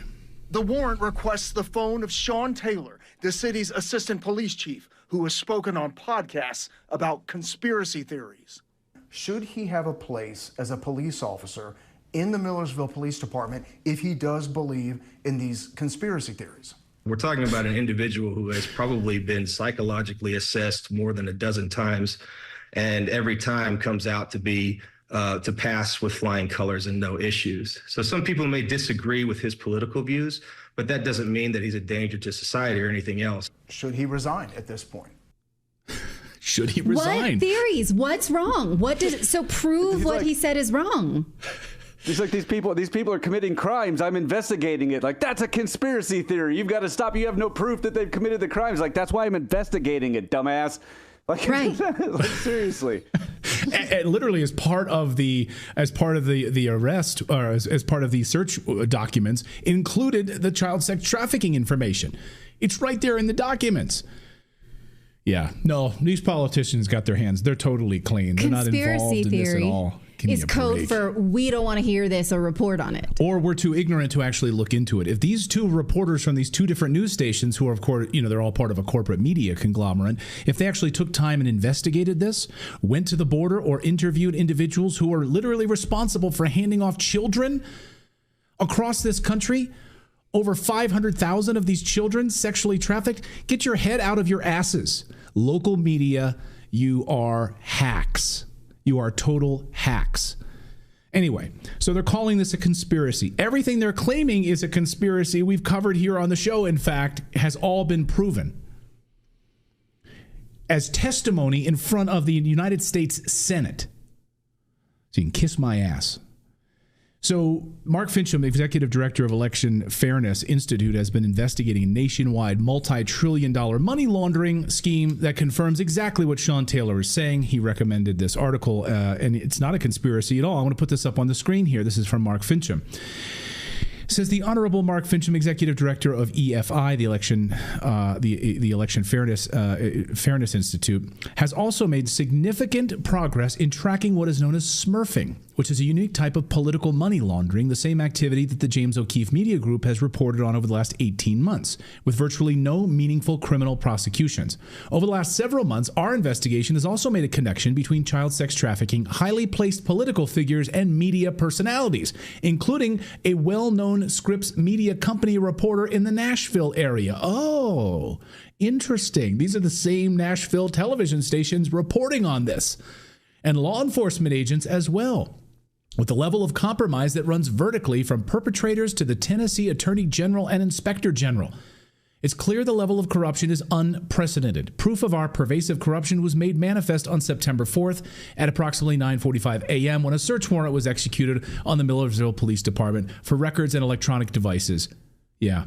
So, again, it's interesting that the media, I wonder who in the Nashville media is on this list. It would be really interesting to find out. So they were about to... I'm sorry. Let me go back to that because I forgot the last sentence of this. Listen to this. Sorry. We informed several state attorneys general that we are at the point where we are ready to present cases for grand juries to begin hearing arguments and issuing indictments, including the Tennessee Attorney General. And then suddenly the unthinkable happens. So they were about to present cases to the grand jury, issuing indictments. And the TBI, Tennessee Bureau of Investigation, swoops in and puts a stop to it because these elites need to be protected at all costs. These elites, of course, need to protect their multi-billion-dollar-a-year child trafficking operations. It's one of the largest money-making operations in the world. Look it up. Also, if you want to understand organ harvesting, go down a rabbit hole of organ harvesting. It'll make you sick to your stomach. You'll never hear that on the mainstream media. These children just being used and thrown away. Makes me sick. Mortgage fraud, and so much more on this list. Makes any sense? Follow the money, of course, in all of this. Meanwhile, the Biden-Harris administration is actively trying to block key child predatory laws in the new UN treaty on human trafficking. The Biden administration, along with the EU, doesn't want it to be a problem for people to have access and share child pornography. They don't want it to be a crime as part of the United Nations International Treaty for criminalizing child pornography. Yes, in fact, one of the delegates during the panel discussion, at the UN said, quote, there are national laws children made as of the age of 14 and above to have sexual intercourse. Any countries have similar national legislation. Our national understanding is that children above the age of 14 have a right to develop these sexual relationships. Children at any age may choose to have a sexual relationship with a person that is, for example, 19 years old, therefore an adult. The children might produce pictures in the course of that engagement and share them with each other. And so they don't want them to be criminalized. So this also, of course, protects pedophiles who are not 19 years old and do not have relationships with 14-year-olds. A 52-year-old man, for instance, could be actively involved in this. It's disgusting. So why is the Biden-Harris administration defending this at the United Nations? So it'd be interesting to see tonight during the debate, during the presidential debate, if any of these types of questions come up from ABC News on human trafficking, why the Harris-Biden administration, one of the largest purveyors of child trafficking in the world. But they won't. David Muir from ABC News, who's doing the debate tonight, he's not going to ask that question. Surely not. He'll ask. Possible that Donald Trump brings it up, but, she would hit back of you and the cages in the border and muck it all up. But again, the data shows that more lost children have crossed the border into the United States during the Biden-Harris administration, and she should not be let off the hook for that. So we'll see. It's infuriating. I mean, yeah, I keep coming back to this. I just don't know how, and I can't wrap my head around how this is not one of the most discussed stories in the world, in the United States. It should lead every nightly newscast. These children that are coming across the border, these children that are being ferreted around by these elites in the United States, these government officials who are a part of it. And then when we start to look into it and investigate it, they swoop in and they issue warrants for arrests. That's wild. So Sean Taylor, I don't know the full story of Sean Taylor, but it sounds like a total cover-up to me. So we'll keep watching this story. Well, the U.S. Immigration and Customs Enforcement, known as ICE, knows about 662,000 non-citizens with criminal histories, but only has about 15,000 of them detained, so they say. That means that almost 98% of the criminals that the United States knows about are roaming the streets of America right now. This comes from an official ICE document, and we're going to go over it right now here on the show. All right, let's check this out. Check this. So this is from Tony Gonzalez from the U.S. House of Representatives. It's a response to a request from Representative Tony Gonzalez, who asked for these numbers back in March. First, some clarification. Are they illegal immigrants? ICE doesn't say so. So let's play this out a little bit as conservative as possible. Okay, so let's pretend that these numbers will just be as conservative as possible with these numbers. Most of them probably are, but they could also be people with green cards who are legal but not citizens, and that wouldn't really matter even if we did do this conservatively. Even if they are legal, breaking the law should get even a legal person deported, shouldn't they? You would think so, but that's not the way of it anymore. Breaking the law has no consequences in the United States of America for non-citizens. So if you're an illegal immigrant in the United States, you can break the law, you can murder people, you can rape. It doesn't really matter. If you're an illegal immigrant in the U.S., you can get away with all of that, according to this document. What matters is that ICE is tracking criminals and allowing them to stay in the United States. It knows that it's doing this. It's allowing them to stay right here in the United States. So when we lived in Europe, we had to provide clean background checks from the United States government and the Portuguese government to prove that we had no criminal records whatsoever. If we had criminal records, Portugal then could revoke residency to people living there And it could have the right to deport individuals, right? That's what it could do. That law exists to keep the Portuguese people safe from criminals. It's a part of a social contract. Now, in the United States, you clearly don't have that social contract with our government. Our government knows about criminals and cannot remove them from our borders. Even ICE is frustrated about this right now. They exist to protect our borders and are not able to. They are not able to. Here is how they explain this.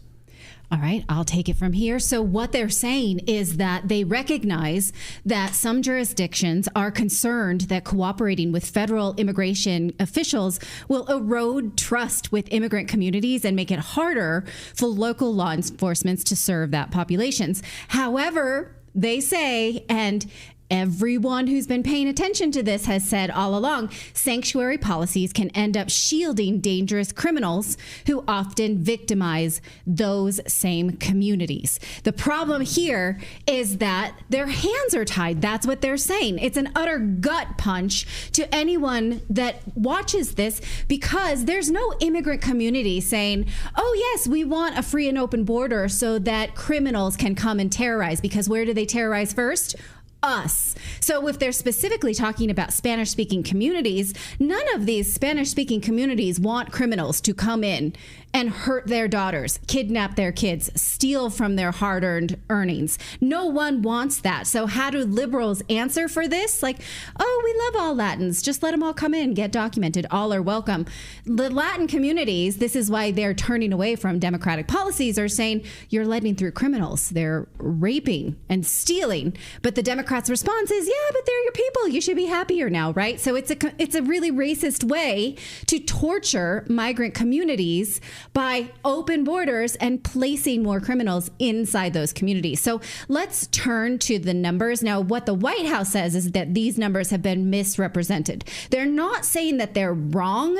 They're saying that they're being misrepresented. Well, I'm not exactly sure what they mean by misrepresented. Karine Jean-Pierre did not actually expand on this, but these are the numbers that ICE is saying.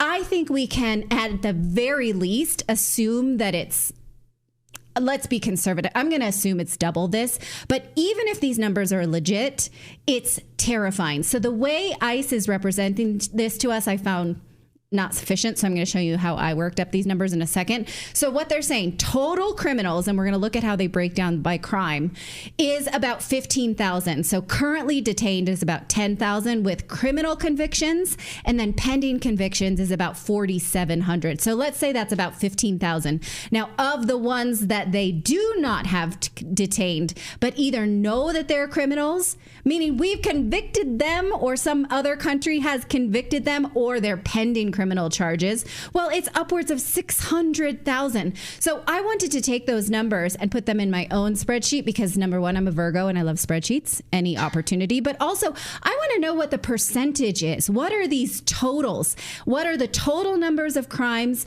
versus the total numbers of detainees? And it's really easy to see. So let's just look at the totals and then we'll look at it by crimes. So first of all, total people here that have done crimes, total number 662,000, but in custody 15,000. So that's 2% detained, 98% roaming free. Now, the document also says that they only have 40,000 beds in detention centers, so we can't take care of these people. We know that they're chartering flights for migrants, so we could say you're removed for now. We'll get you back if you prove your innocence, but for now, our priority is to protect the American people, so you gotta go. They're not saying that. They're not doing any of that. They're just letting them go free. Now, if you read the tone of this document, clearly ICE is frustrated by this. Their whole reason for being is to keep the borders safe, and they're not allowed to do it. But these are the numbers. Now, if you look at this chart again, look at assault. Out of 108,000 people that they know have committed assault, they've detained 4%. This is one of the higher numbers. And it's even still totally crappy. That means 95% of assault perps walking free. Burglary, 18,000 offenders, 2.8% in custody, the rest walking free. Dangerous drugs, which is the root cause of the fentanyl crisis we have right now. We know of 72,000 offenders, but they have only 1,600 in custody, so 97% of them free to roam about the country. Let's move on to homicide, kidnapping, and robbery. You should, again, look at this yourself. I can send you this document with my workings because I want to say my spreadsheet representation is better than ICE. You can have it if you'd like, or you could make one yourself. But again, if we know of at least 15,000 murderers, how many have we detained? 329. That means if you murder someone as a non-citizen of America, you have a 98% chance of getting out and getting away with it. Kidnappers, we know of about 3,500, but have only detained 112. 97% rate of letting them go. These are people who steal children. Robbery, larceny, immigration offenders, every one of these, you see the percentage not detained, 95% or higher. Now let's move on to sexual offenders, weapons offenders, and traffic violations, which may seem like nothing, but I think traffic violations is a bigger threat to us than you think, because migrants who bring lawlessness to the country drive dangerously and can kill us all. So sex offenders and sexual assaulters, between 3 and 4% of them in custody, the rest out on the street with their penises to do whatever they want, right? People who steal property or vehicles. I'm not sure how this is different than burglary. Nevertheless, same amount of numbers. Traffic offenders, only 1.43% of them in custody. Weapons offenders, 17,000 migrants with illegal weapons, 96% of them, 96%, not in custody. So can we trust these numbers? Well, J.J. Adams, the former Border and Customs agent, who's a friend of the show, says absolutely these numbers are comically no. J.J. Carroll. Who's J.J. Adams? I'm thinking that's nobody, Abrams, right? I think is who you're thinking of, and that's a director. Is who I'm thinking of, who made Star Wars. I don't know how much he cares about that. Right. So we know that J.J. Carroll knows about this and says that these are comically low numbers. But even if we take them at face value, it shows 500,000 non-citizens that ICE lets go free inside our borders, so not making us safe. Now, Kamala Harris visited the border last week. She kind of looked through the wall and she announced that she would be announcing new restrictions. None of her new restrictions on the border would help the government deport criminals. That seems to be a non-issue. It's not like, okay, well, maybe we can stop them. But what about the ones that are already here? That are kidnappers and sexual assaulters and murderers. Can't do anything about that. That's the way it is. It's just the way it is. Okay, so why isn't this bigger news, though? Why does it seem like only conservatives care about this? Why would Democrats ignore this? Is it really just as stupid as that they would have to admit that Trump had a point about the borders and that would sort of break their operating system to ever validate anything that Trump said? It seems like that's the case. Discussing this recently, Greg Gutfeld said that it betrays all logic because surely Democrats love their families, and two, surely they don't want to be stolen from and raped too, right? I'm just going to let him say it. In the real world, she would be toast. And I don't like getting riled up for no reason because the story is so unbelievable. I wanted to see if it was reported elsewhere. You know, it couldn't find it on MSNBC, CNN, Drudge. You have the release of hundreds of thousands of foreign criminals, like they emptied the jails, raped thousands of rapists, thousands of murderers. And on the pages of all of these networks, the death of Maggie Smith, which is sad, great actress, Lana Del Rey's marriage, P. Diddy rumors, but nothing about what is easily one of the most big, probably the biggest crime story I've ever seen. So we know that Democrats watch this show. Some of them hate watching. But if you're watching this, the media doesn't want you to know this information. They don't want it to reach you. They would rather you die or be raped than Trump be right or find out the truth. So you can hate Fox all you want. You can hate Trump all you want. You can hate me. But you can't hate yourself and your family so much that you're going to ignore a story that puts them in danger. Now, even if these numbers are off by 50%, please, I think that the fact checkers should fact check it. You know, tell us, no, it's not 16,000 rapists. It's only 8,000. It's only 7,000 murders. Cool. I'm glad you're okay with that. I'll take your fact check. But anybody who defends this or says it's not that big a deal is complicit, and they should be held accountable. every victim of every crime by the people that are in here that we haven't vilified, who are actual villains, you need to file a class action suit against this government. You know, these bastards were more offended by stories of cats being eaten than real stories reported here of actual rape and murder. And if you ask why those other stories existed, it was the only way to get these a-holes in the media to even look at this story. They can only see immigration as a gotcha moment for political gain. There are actual people that are dying. This is a huge story. Where is it? Well, it's here on Redacted. Does it help? I don't know. But, you know, I think that the ICE document shows why liberals don't care, and it makes me want to cry. It says because these murderers and rapists, they prey on the migrant communities that they move into. So it's not us, right? It's not sort of middle, affluent, upper class, keyboard warrior type workers. So we can say we love all Latins and not really care that they're living in dangerous communities because our ignorance. And so it's, I don't know what it is. And the sad thing is, too, if you try to bring awareness to it and you try to talk about it in even a reasonable way, the climate is so chaotic that they just label you a racist and all this other stuff. It's like we can't even have conversations about it and try to figure out what do we do? Like, what can we do? I don't know. We can talk about it. Yeah. So, I mean, it's the people who are least likely to be victimized by it for now, until it spreads into all communities, who can say and ignore this because they can afford to for now. Yeah. I mean, even Greg's comment, though, I mean, regardless of what you think about Fox News, I see a lot of people trashing Fox News, and that's fine. But his comment is pretty spot on, because even if they try to walk these numbers back and they're like, no, it's not 15,000, it's only 7,000 murders.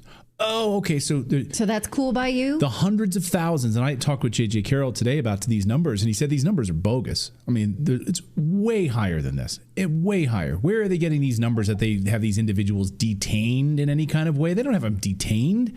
Where are they detaining them? All of these beds are empty. All of these ICE beds, detainment beds are empty. And he knows. He's gone to them. He's contacted all of his ICE friends and Border Patrol agents. They're not holding these individuals. They've released them. Yeah. And they don't know where they are in the United States. Right. And they're just out there. And so you got murderers that you know about, and the White House is now trying to walk these back. It's going to be very interesting to watch this vice presidential debate. You know, there was a best-selling book recently called American Dirt, and the plot of the book is these a mom and a son who are victims of cartel violence, and then they illegally cross the U.S. border. They literally cross with a person who tries to rape them as they're going across with these two young girls who consistently are at risk of being raped because they're young and pretty. So I think this narrative of like, it's not just criminals, it's good people too, but the good people are being chased by rapists. And so the good, like, they're proving their own point that a secure border would secure everyone you want to care about. And it's such ignorance to say an open border is a compassionate thing to do. And you can only say that until it doesn't hurt you. And it's a tunnel vision that I literally can't stand it. But here are the numbers. Now, how the White House says they're being misconstrued, I don't know. I took exactly that document and put it in my prettier spreadsheet. You can check my math if you want to. We're not misconstruing anything. This is what ICE says they know about and they cannot detain, period. It turns out that President Trump was right when he said this in the debates about how the FBI's crime data was wrong. President Trump, as you know, the FBI says overall violent crime is actually coming down in this country. But Vice excuse me, President the Harris, FBI they were defrauding statements. They didn't include the worst cities. They didn't include the cities with the worst crime. It was a fraud, just like their number of 818,000 jobs that they said they created turned out to be a fraud. President Trump, thank you. Okay. Turns out he was right. They have not issued a correction, though. It's not on the transcripts of the debate. It's not on ABC News. I wonder why they didn't tell us that in fact he was right and the FBI's crime data was artificially low. Well, how do we know this? Because the FBI quietly revised that crime data to show that indeed crime has been up, not down, since 2021. And we're talking about here is crime from 2021 to 2022. The FBI completed that collection in 2023 and reported it to us in 2024. So it takes them a while.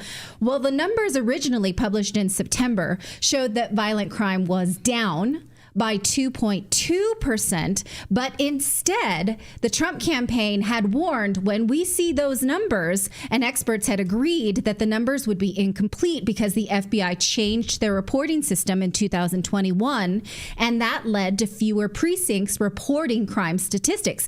That drop in participation required the FBI to rely heavily on estimates for missing data, magnifying the potential for error. Now, is this normal that they may give us one number and then revise it so drastically? It is not. And in fact, Real Clear Investigations interviewed 2 professors who study this data. Here's what they said about that revision. One of them said, I've checked the data on total violent crime from 2004 to 2022. There were no revisions between 2004 and 2015. From 2016 to 2020, there were small changes, but less than 1 percentage point. This is a huge change, especially without an explanation, makes it difficult to trust FBI data. You think? Another professor said it's up to the FBI to explain what they have done, and they haven't explained these large changes.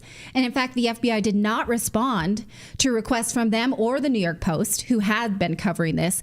Now, not only has the FBI not commented on this, but the media has not either. Why haven't we seen major news headlines like this when the data originally showed a drop in crime? Well, USA Today, furthermore, they lied when they said this, explaining the drop in crime.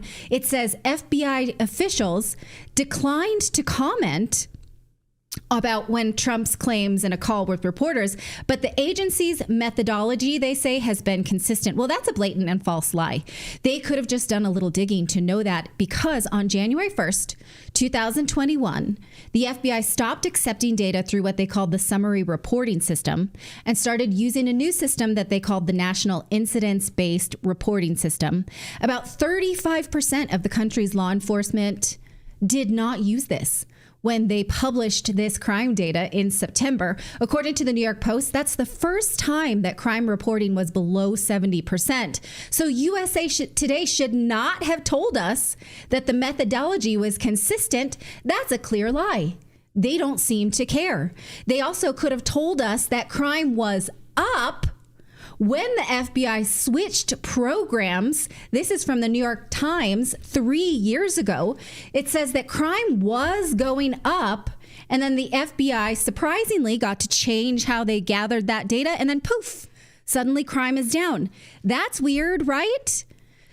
Data doesn't look good for you? Let's change how we collect the data. Now, it's worth noting that the Biden-Harris administration can hardly be blamed for this change in 2021 because it happened in January. They'd not been inaugurated yet, but they also cannot take credit for a decrease in crime because that clearly has not happened on their watch. In fact, crime has gone up. Here's what the FBI's own website shows. This is from the UCR's Crime Data Explorer, which the FBI links to on its website. It's an interactive tool. You can do whatever you wish with it. Go there and find it for yourself. And that's pretty clear. Crime's up. We're looking at between 2019 to 2000. What years do we have here? I think even my 8-year-old could see that crime is up on this chart. That's not down. Yeah, no. And of course, now this is a more complete data set, but it doesn't include unreported crime, obviously, because how could you include that? So we should probably estimate that the numbers are bigger due to unreported crime. And here is how Real Clear Investigations laid out these revised numbers based on the types of crime. So you see the types of crime that is more prevalent: property crime rate, aggravated assault, violent crime, clearly up, motor vehicle theft, up, especially if you live in California, robbery, burglary, pretty much everything up, and nominally murder and non-negligent manslaughter. But up at all is bad when it comes to murder. I'm against murder. So why would the media not want to run with this? Why wouldn't they correct themselves? Why wouldn't they tell us, you feel like crime is up? Because it is. We told you it was down. Turns out it's not. That was incomplete reporting. We should come back around on that. Why don't they do that? Because it would look bad for the Democrats, obviously, who have supervised this increase in crime. And they don't really care about the type of people who are victimized by crime, the type of people who don't have doormen, who don't have limousine service, right? They don't care. In fact, that was apparent when J.D. Vance spoke to ABC News last week about violent gangs in Aurora, Colorado. Watch the anchor, Martha Raddatz, show how little she cares about the actual victims of gang violence. But I'm going to stop you. The incidents were limited to a handful of apartment complexes, and the mayor said our dedicated police officers have acted on those concerns. A handful of problems. Only, Martha, do you hear yourself? Only a handful of apartment complexes in America were taken over by Venezuelan gangs, and Donald Trump is the problem and not Kamala Harris's open border. Americans are so fed up with what's going on, and they have every right to be. And I really find this exchange, Martha, sort of interesting because you seem to be more focused with nitpicking everything that Donald Trump has said rather than acknowledging that apartment complexes in the United States of America are being taken over by violent gangs. I worry so much more about that problem than anything else here. We've got to get American communities in a safe space again. And unfortunately, when you let people in by the millions, most of whom are unvetted, most of whom you don't know who they really are, you're going to have problems like this. Kamala Harris, 94 executive orders that undid Donald Trump's successful border policies. We knew this stuff would happen. They bragged about opening the border, and now we have the consequences, and we're living with it. We can do so much better, but frankly, we're not going to do better, Martha, unless Donald Trump calls this stuff out. I'm glad that he did. Okay, let's just end that with they did not invade or take over the city, as Donald Trump said. I want to move on to just a few apartment complexes, no big deal. A few apartment complexes that the mayor did not seem was invading the entire city. She's betraying the media bias here that she does not care at all about the type of people who would rent an apartment in Aurora, Colorado. If it had been a high rise with a doorman in New York City, her building, or Washington, D.C., and it was just a handful of those luxury high-rises, she would react differently. Just a few in a city that's so far away from me. They don't have doormen. They're working-class people. I don't care. They're being terrorized. It's just a few. Yeah, no biggie. The high-rise... Go ahead. I was just going to say, and she had this look on her face when she first said that, like, ha, I got you. And he just shuts her down. Yeah. Like, she just this smug look on her face. Yeah. What were you going to say? No, I was just saying she would be outraged. There's a high-rise building that sits right next to ABC News. Mm-hmm. Like every ABC News anchor lives in. It's right next to the Barnes & Noble. It's right across from the ABC studios in the Upper West Side, where Regis like right down the street from where Regis Philbin used to live in that high-rise. Like if that building was taken over, that would be a problem, I'm sure. Outrage. Right. But they'd never get past the doorman, and the NYPD would be right there to take care of them. Well, here's why. I've told you this. If I've said it once, I've said it a million times. They are broadcasting from the Capitol. This is the Hunger Games. They don't give a crap what happens to the violence in the districts because they can live safely in the Capitol. The Hunger Games showed it to us.